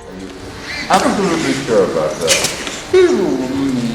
Tear out my eyes, look my insides, and no, they don't turn. When we designed the legs of the fawn in Pan, I think it was a system that I haven't seen before. But when we were talking about the creatures in Hellboy 2, I said, try to milk that type of puppetry as much as you can, because it's relatively cheap to erase the green legs or the green arms, but it gives the body a really nice, interesting silhouette. Some of the creatures are so expressive. They can lip sync, they can have a full range of emotions.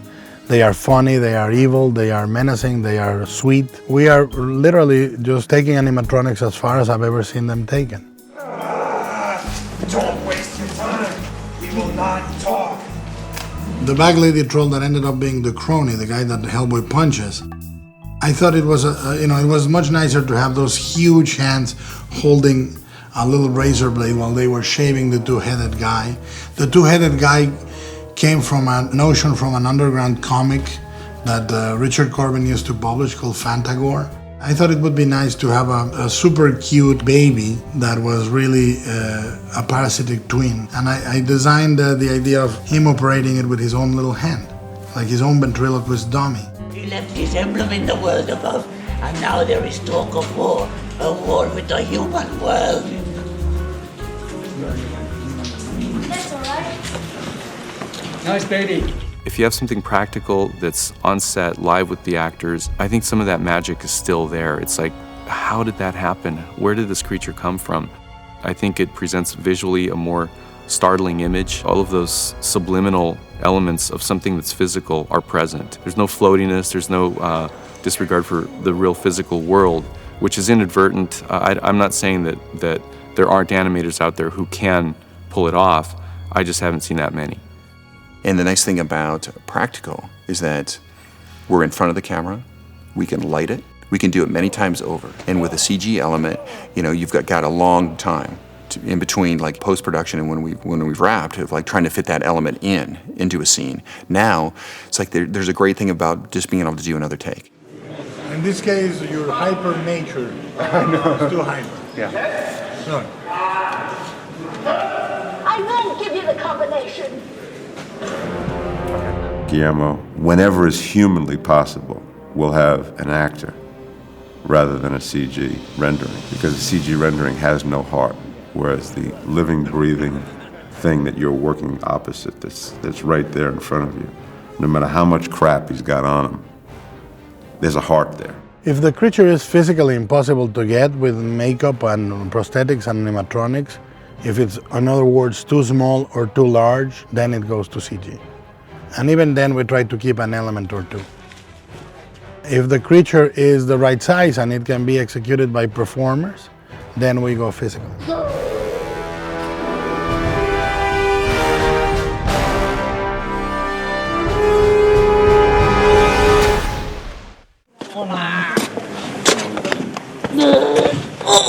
Give me some love. I'm good. How are you, Guillermo? No. You did this. Right, thank you, the thing that I kept going wrong and you were getting so mad at me. And I never used it. Because it's my fault? No. Oh. Doesn't want rehearsal? I'll be Agent Steele. Okay, fat version. Well, I wouldn't call myself that. And it would be 3, 2, 1, action! Spin off. And the regular move. Yeah, that's good. I'm not doing that.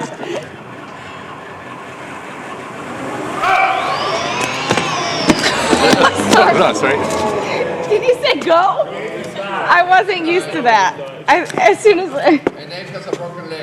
Did I? I stopped. We both stopped because after you said go, I was like, oh, wait, that wasn't action. Was that action or was it go? Oh, well, now we know. Oh, no, now we know. We got it. So on go, we go. I don't know why I don't do more action. 3, 2, 1.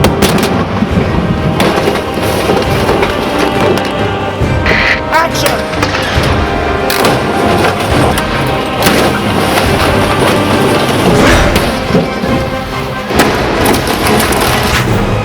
The car flipping and the elemental sequence is going to be quite a rush.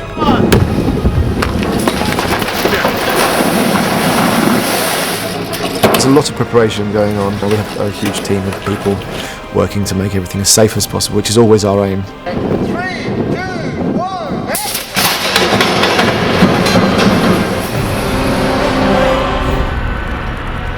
Prince Noada, who's the Hellboy's nemesis in this one.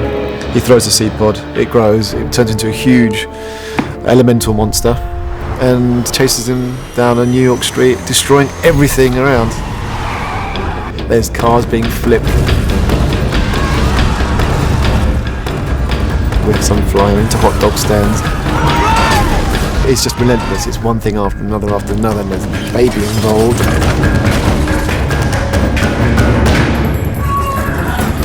And of course there's always going to be flames there and fire under cars. And it's just going to be all day, all night, in fact night. Within our special effects we have our specialists who, of course we have the mechanical component. 3, 2, 1, action! We have a couple of pure geniuses, or genii should I say, who you want to fit something this big, it's a big machine this big, into a space that small. We have them. We have another team who are making the breakaway effects and all the arty-farty stuff and anything that you need to kind of break and make lightweight, we have that team. And my job is to translate Guillermo's thoughts and his wishes and translate them into reality. There's restrictions of how many cranes we can have in there because there'll be cranes for lighting. Stunts are going to have their own cranes there and having people fly through. So it could end up with this huge sort of like mess of puppeteering and strings and ropes and wires.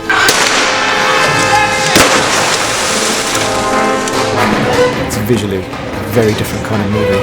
And with it goes a whole range of new effects. Every film has a slightly different range of effects and this is quite exciting new effects.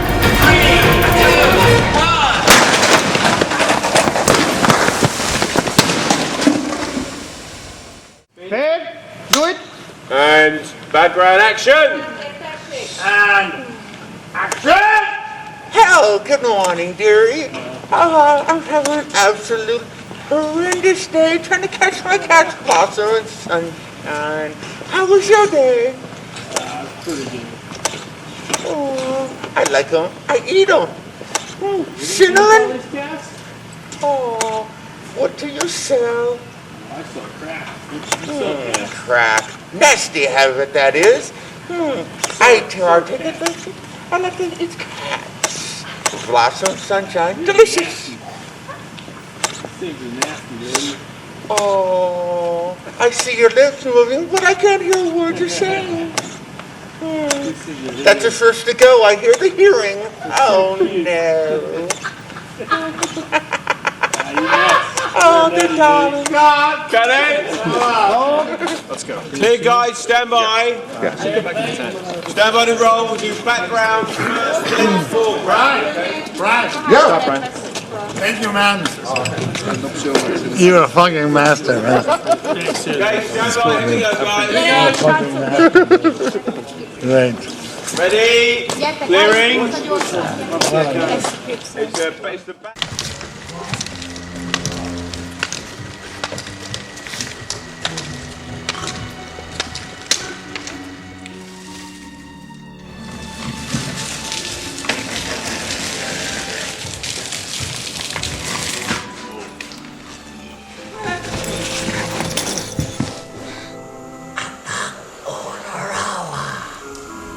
You know that name?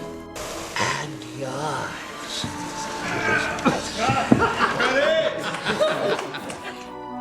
I don't know whoever said that being an angel of death was easy.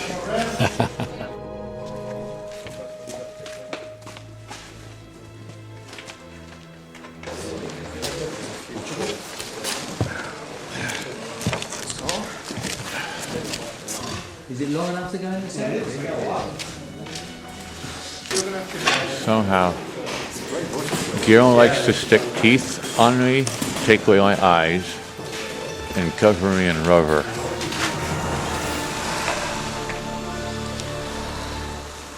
For what it's worth, I'm sorry. All right. Creating movie magic. Can't even say it. Movie magic. What a horror.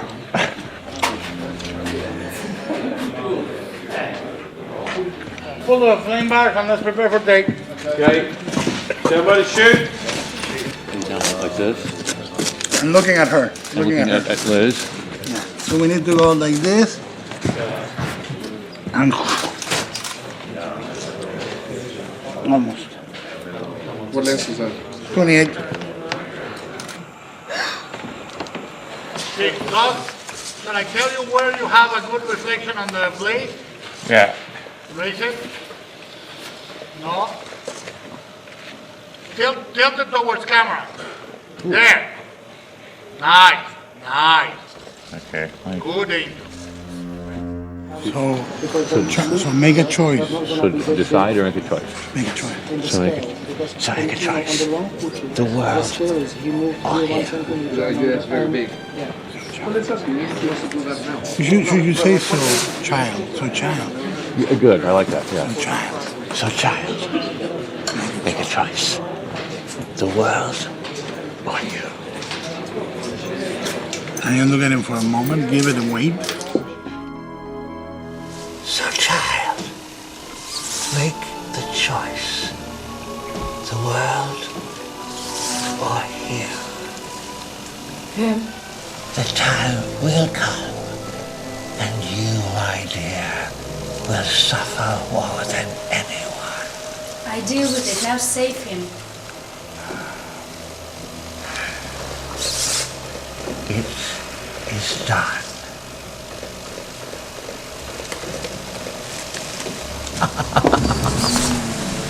Cut, drink.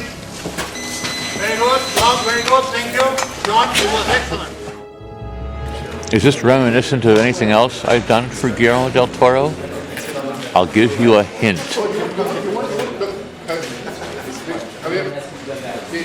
Not gonna say.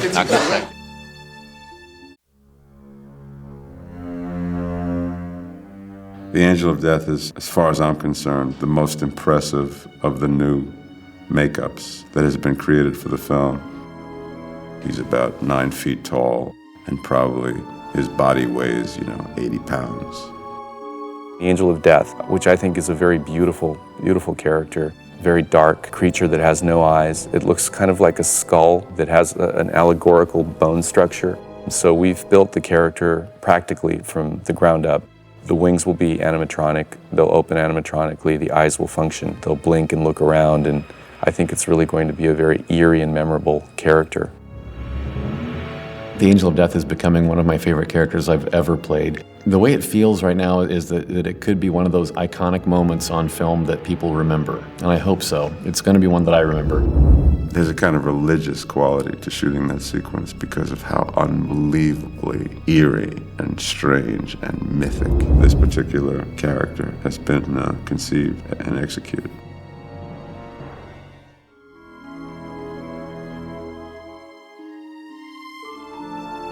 We're becoming the Angel of Death today. I say we because it is a team effort. You know, Simon, you don't have to be crazy to work here, do you? It sure helps. Oh, it never gets old, that joke. Well, the reason that they're smashing my nose in is because the Angel of Death has like a very tiny little rotted away nose looking thing, and so they want to flatten mine a little bit, and that's why this whole contraption has to be that and gluing down of my ears. Hollywood glamorous. remember. When you're sitting through 5 hours of makeup to become a character, and you're seeing it being built on you, and your physical form is changing before your very eyes, it helps you give you a visual understanding of who he, or she in this case with the Angel of Death, is.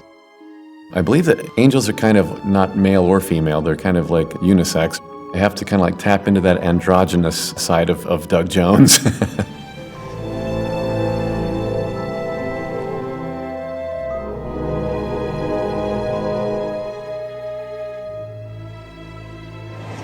Because the face is so pronounced and built out, they had to build out the teeth quite a bit too to give her that sort of lipless, corpse-like look, sort of.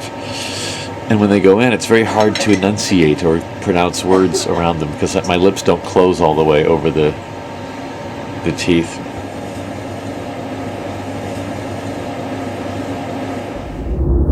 When you're taking on these otherworldly creatures and characters where it's a mask or a makeup that hides my own face or part of my own body, then that body language that I can do becomes even that much more important. Acting is a full body experience. It's not just about the dialogue coming out of the mouth. The story that we're telling, the communication that we're doing comes from the eyes, comes from the facial expression, comes from the hand gestures. All of that communicates something to somebody. It's like there's a certain beauty to the Angel of Death, even though she looks kind of hideous and kind of corpse-like in a way. But you can tell in her day, when she was created, she was like a glorious angel that was beautiful, but has been waiting a long time to fulfill her purpose. So she's a bit cracked and faded now and withered, and she doesn't know it though. She still thinks she's just gorgeous. I think that a trademark of Guillermo's is creatures or characters that have an organic edge to them and also an architectural edge to them. That would be something like this. Here we have a hard crescent that's sort of reminiscent of a halo from an old Catholic painting. And it blends right into an organic being. It has carvings in it as well, though.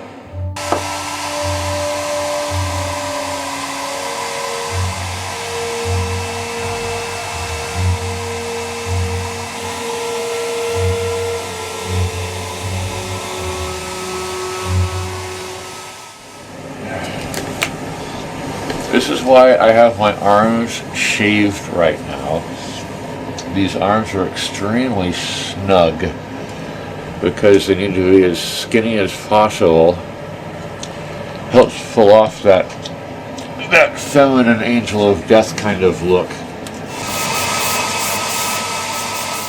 Every character that I play under lots and gobs of makeup has obstacles to work through. Sometimes they're heavy, sometimes they're hot, sometimes there's a vision problem where I can't see where I'm supposed to put my prop. It has just become my reality. Well, Guillermo del Toro never really spoke to me about the Angel of Death as this is one character that we didn't discuss ahead of time. So the script just said that she speaks in a raspy voice. So I raised my pitch out here, and I speak in a raspy voice. with the teeth, and I can't really do it justice, but I get it kind of a little something like this to get it higher, and then rasp it up. two things at once.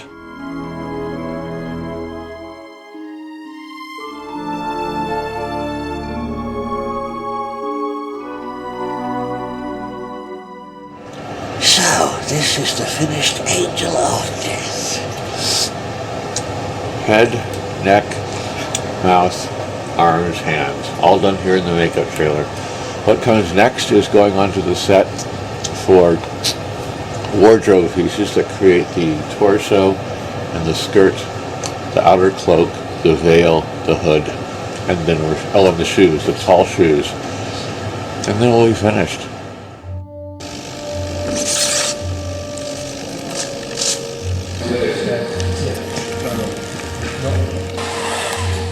The Angel of Death wings are more than just wings in this character's case. It also has its eyes on it. The face has no eyes, and the eyes are on the wings. There's 12 of them. So I wrote some software to control the eyes. Basically, settings for all 12 eyes, which includes the range of the eyelids, the orientation of the eyes, left, right, up, down. And it also has another feature. Because the wings move, because there are so many eyes, some of the eyes, when the wings are folded, are upside down, and they turn right side up when the wing goes up. But no matter what position the wings are in, the eyes always have to track together to look at things and converge properly. So this software allows me to change that in real time as the wings are moving. The other part of the wings, of course, are the wings themselves, which in this case are controlled by remote. And that's that. So the wings obviously have big servos in them that can move them around. One of the big challenges of making these wings is that it's not really just a pair of wings. It's supposed to look like 4 wings with a wing stacked on top of another wing. This is like one normal bird wing here. You've got a joint, another joint up there. Then there's a whole other complete wing here with a joint, another joint there that represent all the anatomy of a complete bird wing. So it's one full set of bird anatomy bones with another one attached onto it, and all functioning through being driven from a point down here. This whole rig weighs about 40 pounds, and Doug Jones wears it on his back, usually with a support wire to help him support it, but he can actually carry it without any support, and also hopefully make the thing compact enough that it doesn't make Doug's wardrobe look too big.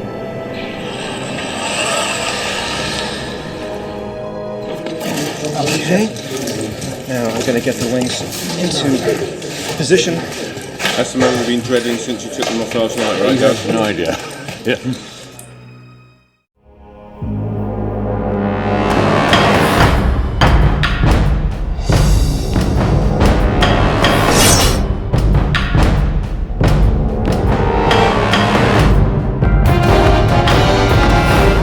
And you're walking center all the way to here. Everybody will be looking at you to here. Is this where I bow to him? Yeah. Can I kneel for a second? Really, because it shouldn't, just to be nimble. Because it's not a bad idea.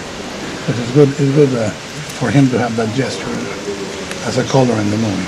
For me, the reason I like it is because I'm not here to kill him. I'm here to hope he might actually change his mind. That knows.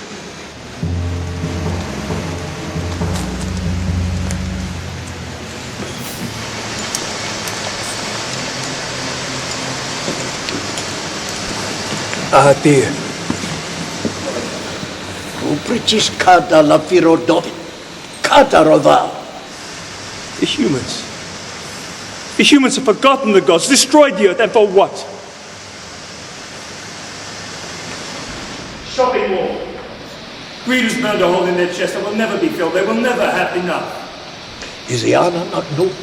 A not net in the honey? Is the Anna not known for COVID? Honor?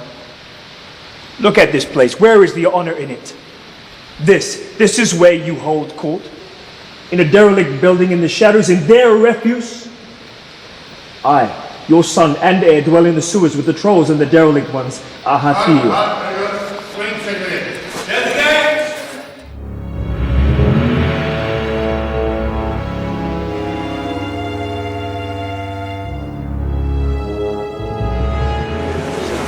So it's super slow there, right?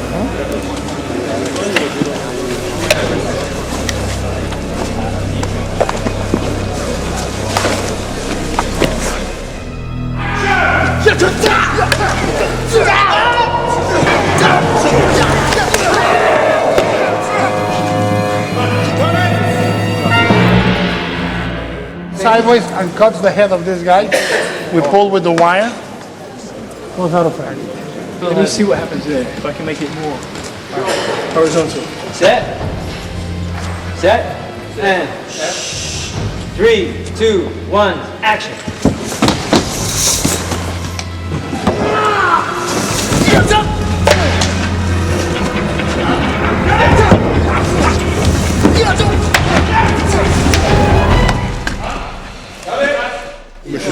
Cut the tip of one retractable. Okay. And fix it here. Okay. Let me just get that.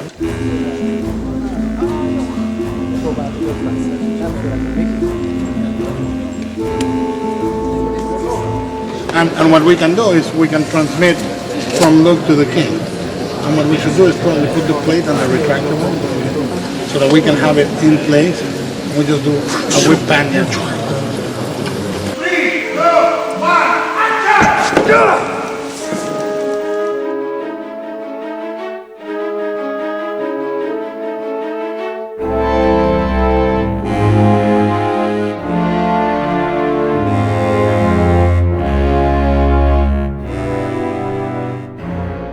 Do the start of the run first, before cleaning the key. You can do the POV. Are you gonna have a POV? Yeah, we're gonna do the POV. Yeah. We're gonna do this, the POV, and the clean of the ring king. All right, let's do it right. Last day of Hellboy 2, the Golden Sleepy Army.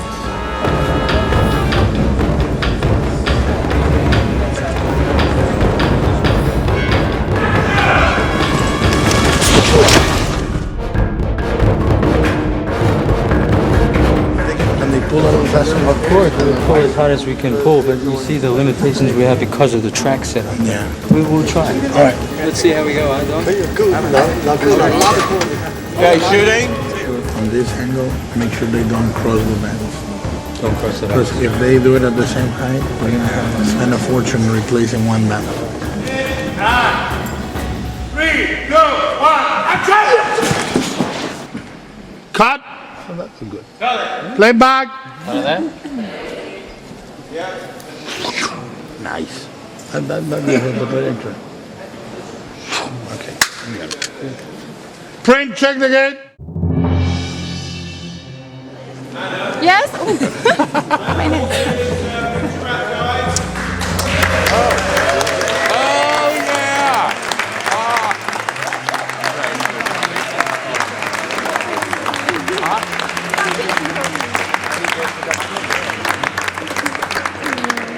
Thank you so much. Thank you so much. You gotta wait before I change my mind.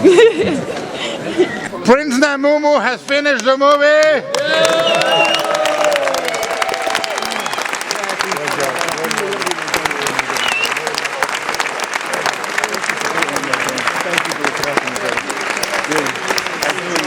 Keep his lenses on. Yeah, but what about wings? What about wings?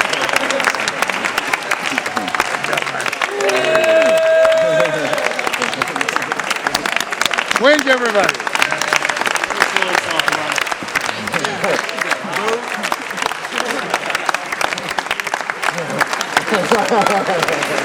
And now, for the final number, we're gonna put the camera here, and all the elves are gonna sing with the singing dick.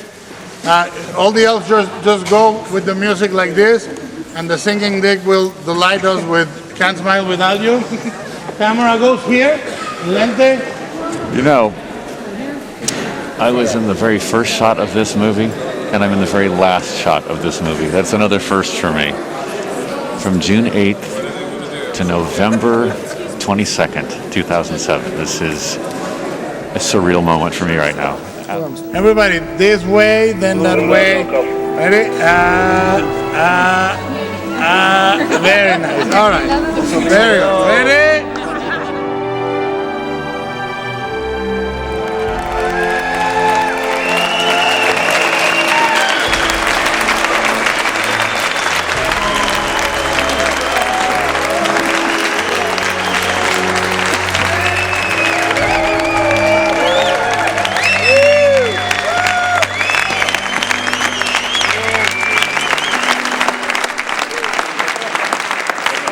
Thank you. I want to thank everyone from every nationality, even the English. I want to thank you very much. It was a very tough movie.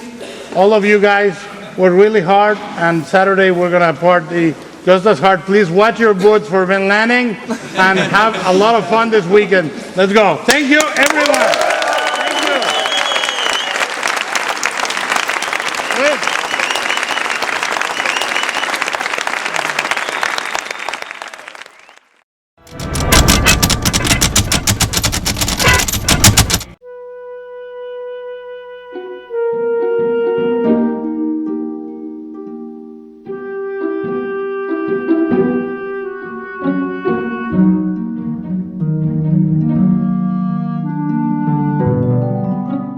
Bes vokenta are.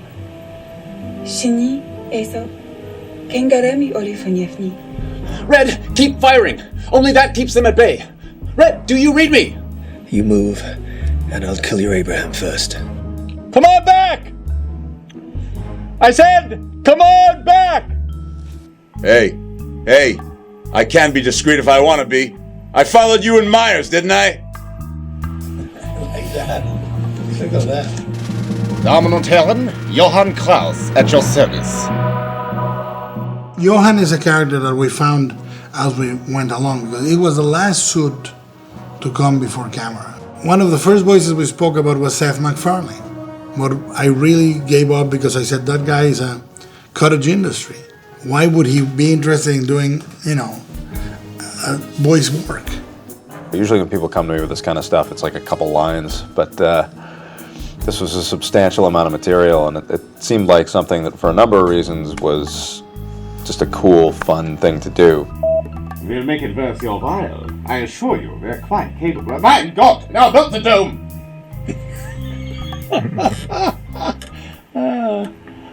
So I was hoping to find the comedy in a guy that is really very pompous. Yeah.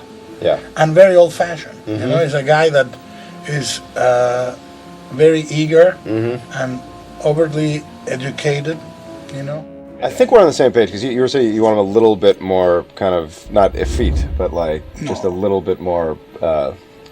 Effectively educated. Yeah. Not quite Stewie, but, Stewie-esque in that, in that he is superior. Right. The only instruction I gave him, ironically enough, when we were going, I said, not Stewie. Do not make it Stewie. He's arrogant like Stewie. He's refined like Stewie, but let's see if you can do a Euro trash type of accent. I think back to the German that I took in high school. Heute werde ich in die Stadt gehen, brachen Sie eine Krankenschwester. It's been a while. One of the things I didn't know is that Seth MacFarlane speaks fluent German. He spent some time, I think, in Cologne. He has the perfect accent. Ich und Carsten gehen heute Abend zum Diskothek. I understand. It'll come back. I had taken 4 years of German in high school by coincidence, and never really had a chance to use any of it until now. So I had to kind of dredge up some of the old dialect lessons that I had back then. Did they say mein Kleiner or meine Kleine? Meine Kleine, I don't know, man. You were the one living in Cologne. We went through a couple of permutations, and most of the time, the guy nailed it on the first or second take. A very peculiar tongue, spoken in the last place his cage was opened. I was playing around with this the other night, so it's... What is great about a German accent like that is that for some reason it's funny. I've worked with directors who don't know what they want, and so they'll get like 100 takes, hoping to find something that sounds good to them. But he knew exactly what he wanted. He was very relaxed and confident about what he wanted. Let's do one last one. We did a certain number of takes to get it right, but it was almost German in its efficiency, the way he ran that session. Can we try one slightly deeper? Sure. I mean, just a slightly... It's a bit more resonant? Yeah. He sort of had this idea that the character would be very officious and very kind of overbearing, and at the same time, maybe a guy who doesn't really like to get his hands dirty himself. Look at that poor little thing. Bought and sold on the black market, crammed into cargo containers, smuggled, abused. I think it's good that you watch the mimicry of the guy. Another thing. Bought and sold in the black market, crammed into cargo containers, smuggled, and abused. Gotcha. So bought and sold is doing with the hands, bought and sold in the black market. That suit, if you don't keep him alive, it's horrible.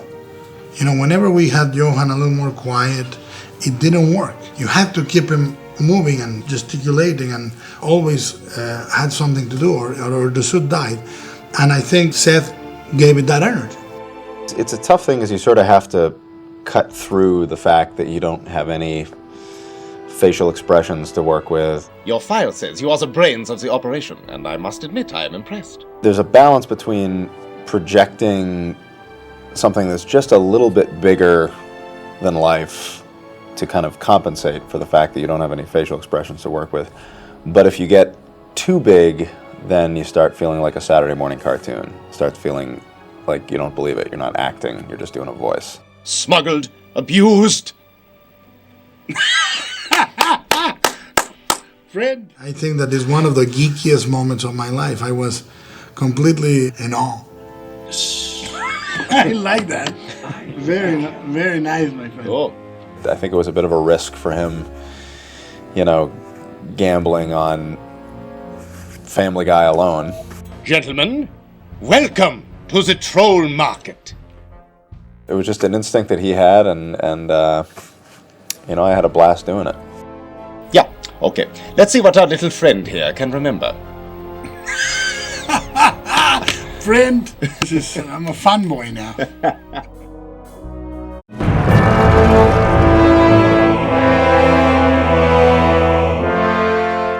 Hellboy 2 presented us with a huge variety of animation challenges.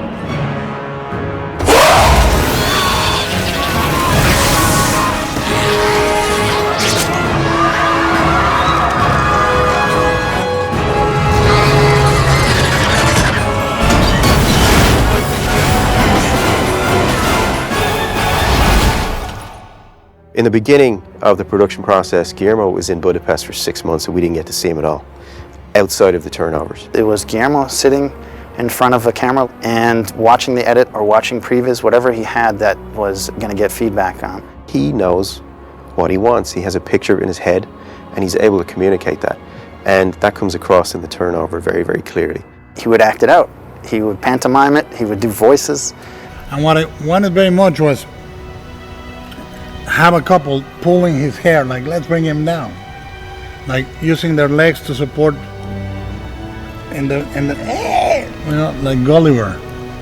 It was a lot of fun. He was very entertaining, but at the same time, that's exactly what you need as an animator. You need somebody who's going to really act it out for you.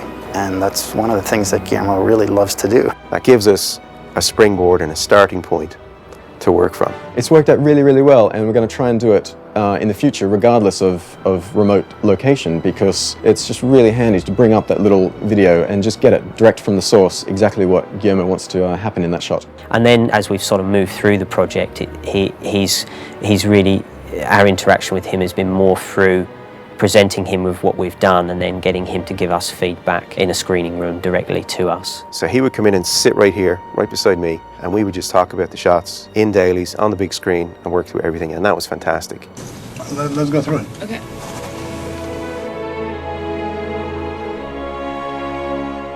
There's one shot in the movie that actually was the one I worried about the most, and that's Abe in the tank in Broom's library. Abe is floating around this area. And he's floating, you know, kind of in a, not a completely fetal position, but he's a little curled. But you can see him swimming very softly. It's a single shot of Abe, but I knew the original movie did such an amazing job that I felt like, wow, we have an awful lot to live up to here. We better nail this, or we're not going to be taken seriously at all. One more pass at compositing. It's very close to 5 minutes. I love it. Yeah, it is. I love it. So that was the shot I sweated over the most, but I think we pulled it off.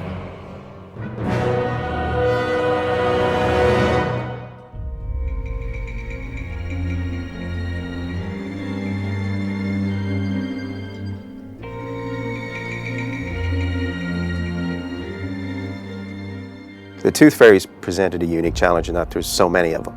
You know, we're talking thousands of characters on screen at any one time.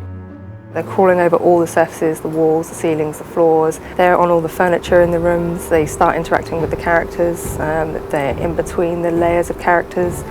These guys are pretty close to camera. They're all hamming it up, and there's a lot of individuals in the crowds. Guillermo said these guys are like crazy chihuahuas, and it presented much more of a character problem than a mechanical problem. I started just going and collecting lots of animal reference. We knew the mouth was going to be a big deal because the design had just massive teeth, and yet we knew that the mouth was also going to close up very small. So I had lots of footage of orangutans. When you see an orangutan show its teeth, the mouth goes from a very small, closed, passive-looking face to this enormous thing very quickly. And performance-wise, there were a couple of little clips of birds that I liked where you had this really hyper-metabolic state. They never really quite stand still. Even if they turn their head, they almost bounce as they do it. The first sequence out of the gate was the medbay sequence. And the medbay sequence, of course, is the highest level of acting. Everything else was generally more physical-based and more tooth fairies as a swarm. And the medbay was just full-on character performance. And then when it does that, it is looking at him, and it recoils a little bit, and like hisses at him with the open mouth. We were very lucky that Guillermo is so involved in the process and working with the animators and working with us as performers, because we probably wouldn't have been ready otherwise. What? Hey, shoot off the tip of my tail. Yeah, you little...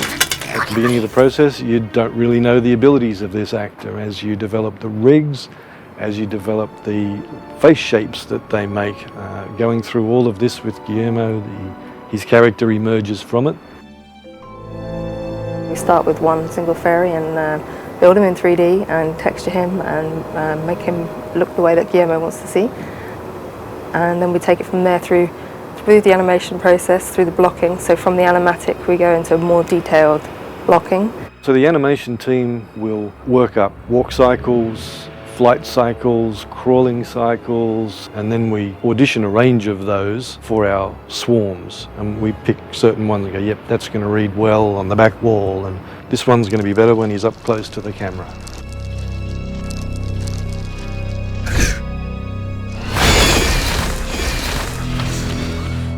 We had other kind of different coloured grayscale fairies in order to indicate swarms and which ones were coming from which direction, so that we can get feedback from Guillermo. Guillermo will look at something that you've done, and something about that will go, oh no, we don't want to do that, but that thing, and that will turn into a character trait. And here, more or less there, they land on Abe's arm and they start chewing, and you should see them taking bites like a little Romero zombie.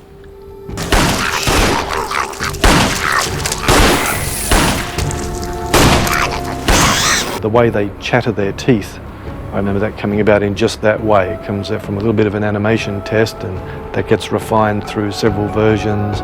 And then in some of our big swarm shots, you'll see a whole heap of little guys chattering their teeth when they get to an eating moment.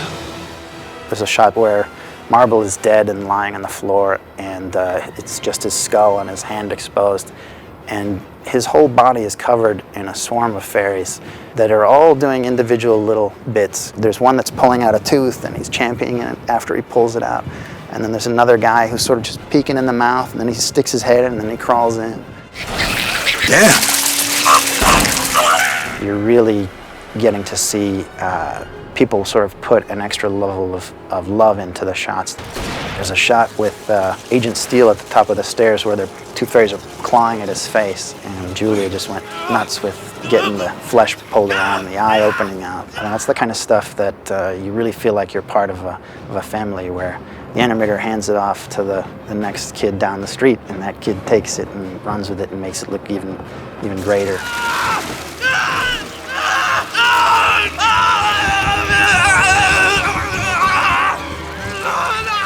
It was the one thing that the animators can take home at the end of the day, that there's my guy, look at what he's doing. So it was the saving grace for us, but I also think it was the saving grace for the shots, putting in that extra level of performance on tons and tons of little tiny fairies that 90% of the world will never ever see.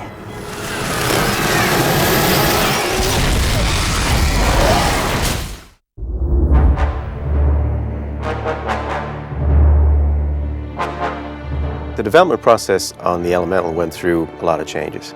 We knew it was going to be big. We knew it was going to be, plant-like material.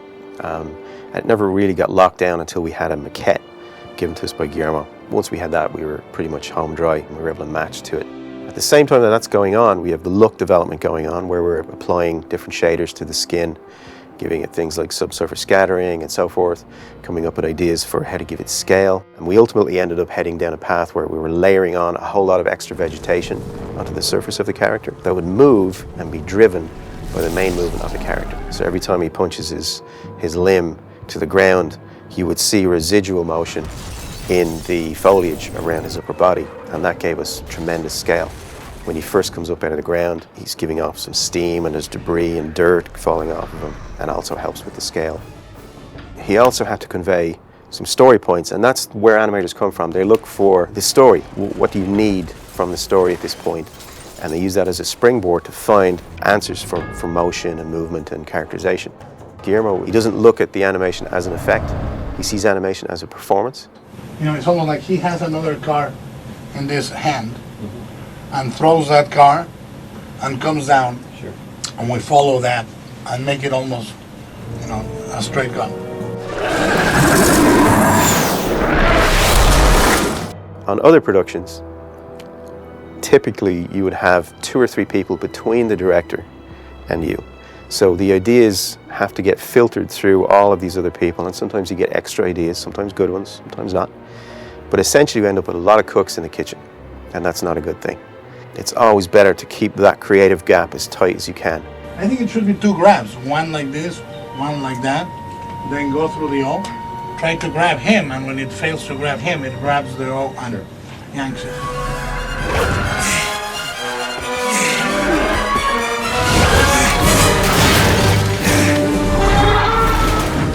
And this was a tricky one because the elemental starts off as being kind of scary. He's a big monster, comes up from out of the ground, and he's huge, so we have weight issues. And how do you make something this big look feasible and heavy, but also dangerous enough that if you try to run away, it can catch up with you. And again, we have the whole weight thing potentially holding us back. He's got no limbs to speak of. He's got these massive long roots for arms and legs. And one of our main focuses there was making sure that the shapes that those roots formed as they moved were appealing. When an arm reaches out to meet the ground in front of it, you want to see that arm straighten as an animator. That's what tells you, I expect to meet the ground, I'm going to meet it. And when you break that arm and bend its shape, it's telling you there's some weight on it. But how do you do that with a creature that has no elbow, that has no wrist? He's just one long tentacle. Towards the end of that sequence, when the elemental has been shot and falls back, and we have a beat where Hellboy struggles with the idea of killing the last of its kind, we needed a moment of pathos where we as the audience get to see what a great loss it would be to kill this thing. I struggled with this a little bit, and we went around the houses on this one to get it to feel just right. But essentially it was really about holding back. We looked at animating the creature going through a thought process, but then you get an effect that I call hitting it on the nose. If you're telling your audience exactly what's going on all of the time, they're never going to get invested in that performance. If you provide a little gap for them to try to figure out what the hell's happening here, what's going on, they start to invest themselves a little bit more in that performance, and it actually has a meaning for them. So that's what we did. We just held back a little bit, had them do less, and have that animation be a little bit more contained, a little bit more introverted, and it worked. I think we pulled it off.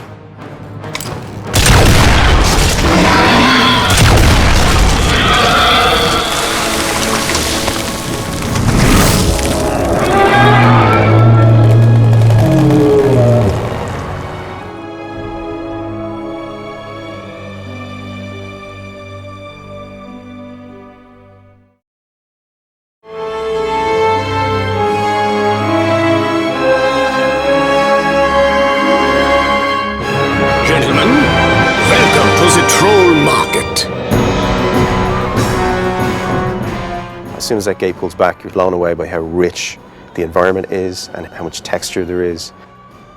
Troll Market was great fun because it was something that wasn't so much about doing 20 or 30 shots of the same thing. We had so much variety and so much change, and just helped something that already looked good hopefully look a little bit better. He had tons of pixies flying around. It was something, he wanted the air filled with stuff.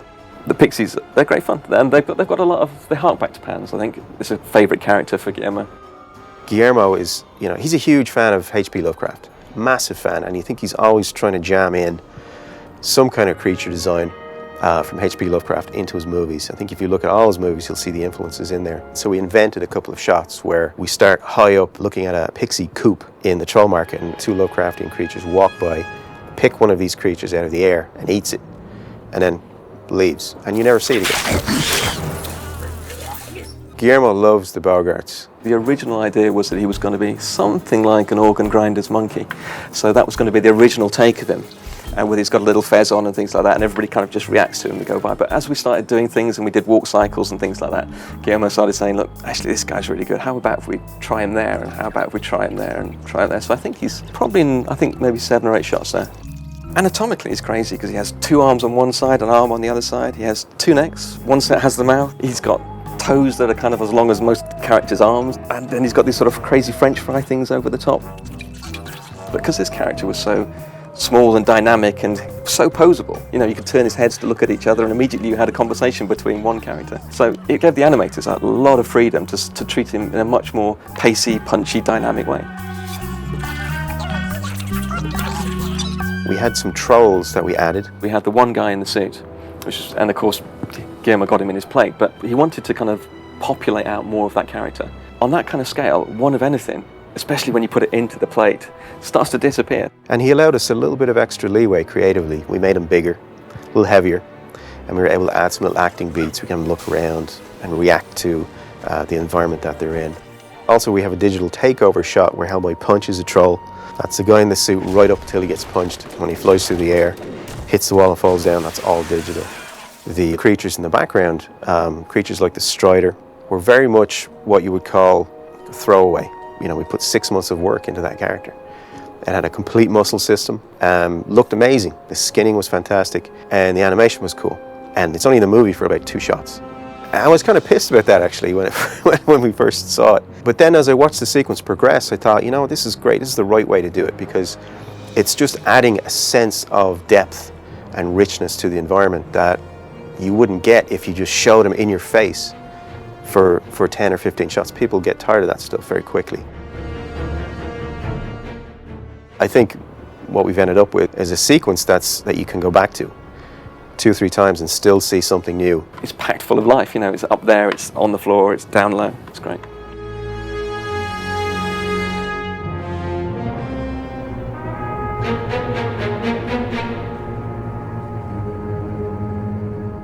The other sequence that I'm really excited about is the Golden Army. We had a very compressed schedule on that sequence. Everything got backed up towards the end of the movie. And the challenge there was a scope issue because we've got dozens of creatures in the chamber. We've also got hundreds on the outside of the chamber. It's a very tightly organized fight sequence. And these things have to look big and dangerous and cool. And we didn't have a lot of time. The most complex thing was probably the modeling and the rigging of the character, because the character is made of so many individual mechanical pieces, and the way that it moves is so unlike the way a human moves, because it has to move in a mechanical, robotic manner. And all the tools that are available in off-the-shelf packages, and also the development work we've done, is based on rigging human characters. So we were starting from scratch on a lot of that stuff. It's a really complex rig for the Golden Army. We had multiple controls for the way the plates go. There were multiple rotational pivot points. You know, it's not like a ball joint. Each axis is broken out into a different pivot. So it looks cool, but it was pretty hard to animate. We set out and did a series of animation tests. We did walks, behaviors. We did striking tests, you know, where they would try to destroy things. So what we decided to do was capitalize on the structure of the character. So they wear these armor plating on their forearms, around their shoulders. So we added a little bit of looseness to those plates. So if they suddenly stopped, the plates would carry on. And through all of the ornamentation on the character, we were able to actually present an almost subliminal effect of weight. Guillermo had wanted the legs, when you pull the legs up, you don't see a lot of this in the movie, but if you look for it, you can see it. When you lift the leg up, he wanted it to be like a watch chain. So he starts to lift and it uncompresses and slides a little bit, and then the foot picks up. The sort of very early stages, we'd just be working with flat, shaded, and wireframe approach where we can see the details, the geometry when we're building it. And then when we get into rendering, the first thing was getting the texture, the sort of hammered metal finish, then bringing in the reflections and the gold coloration, and then we need to start going in and breaking that up with dirt and oil and grime and all these things that kind of make them look real and give them scale. And then when we're passing that over to comp, We split it down again, so we give them the reflected light separately from diffused light. We give them a whole bunch of extra passes that they can use to isolate different bits of the robot in order to address comments like docking their legs or lightening one specific bit of the robot.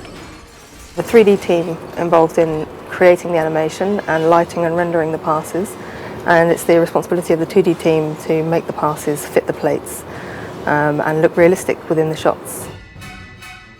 So you start off with the green screen, the rig that Hellboy would jump onto instead of the robots.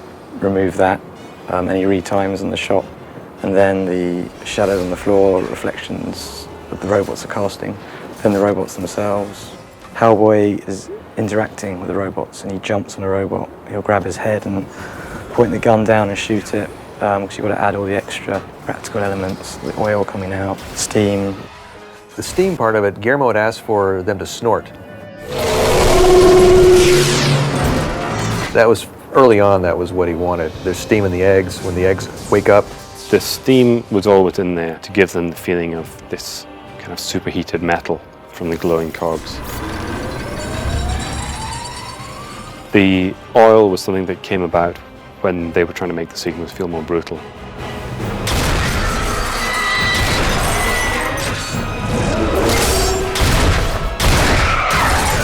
one of my favorite shots. It's the one where the robot that was Johan, it got split in half, comes together.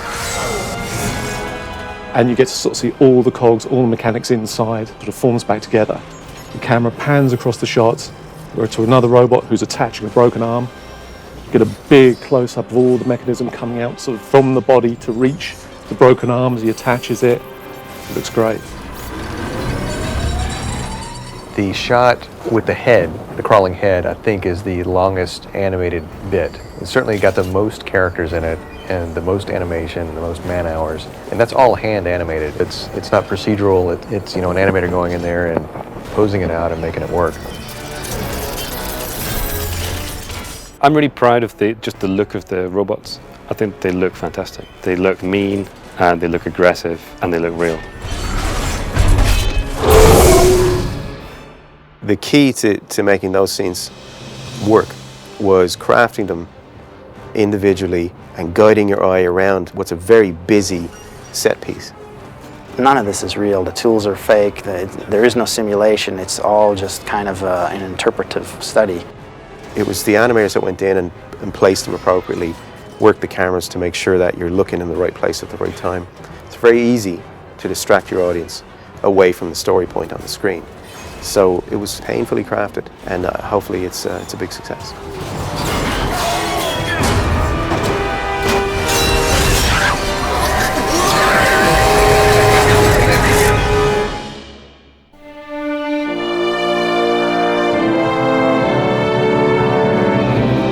On Blade 2 or Hellboy 1, I was self-censoring myself much more than I thought. But after Pan's Labyrinth, I said, well, let's lose the hair, let's let the hair loose. And these guys gave me a green light to essentially anything I imagined. If it was within the budget of Hellboy 2, I could do it.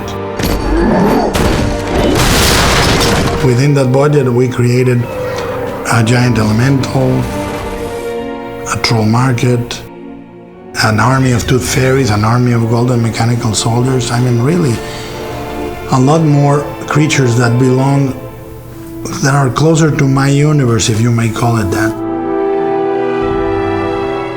Nevertheless, everything comes from Mignola. Mignola is the root of all things in Hellboy, and at the end of the day, it is very fortunate that his universe and the universe I love in film intersect so much. And the 10% on film that we defer, most of the time, unfortunately for him, he loses. But I hope he's happy with the world, because all we do is honor his creation. The movies I do on Hellboy 1, Hellboy 2, at the end of the day, they're just altars with little candles to the universe of Mike Mignola.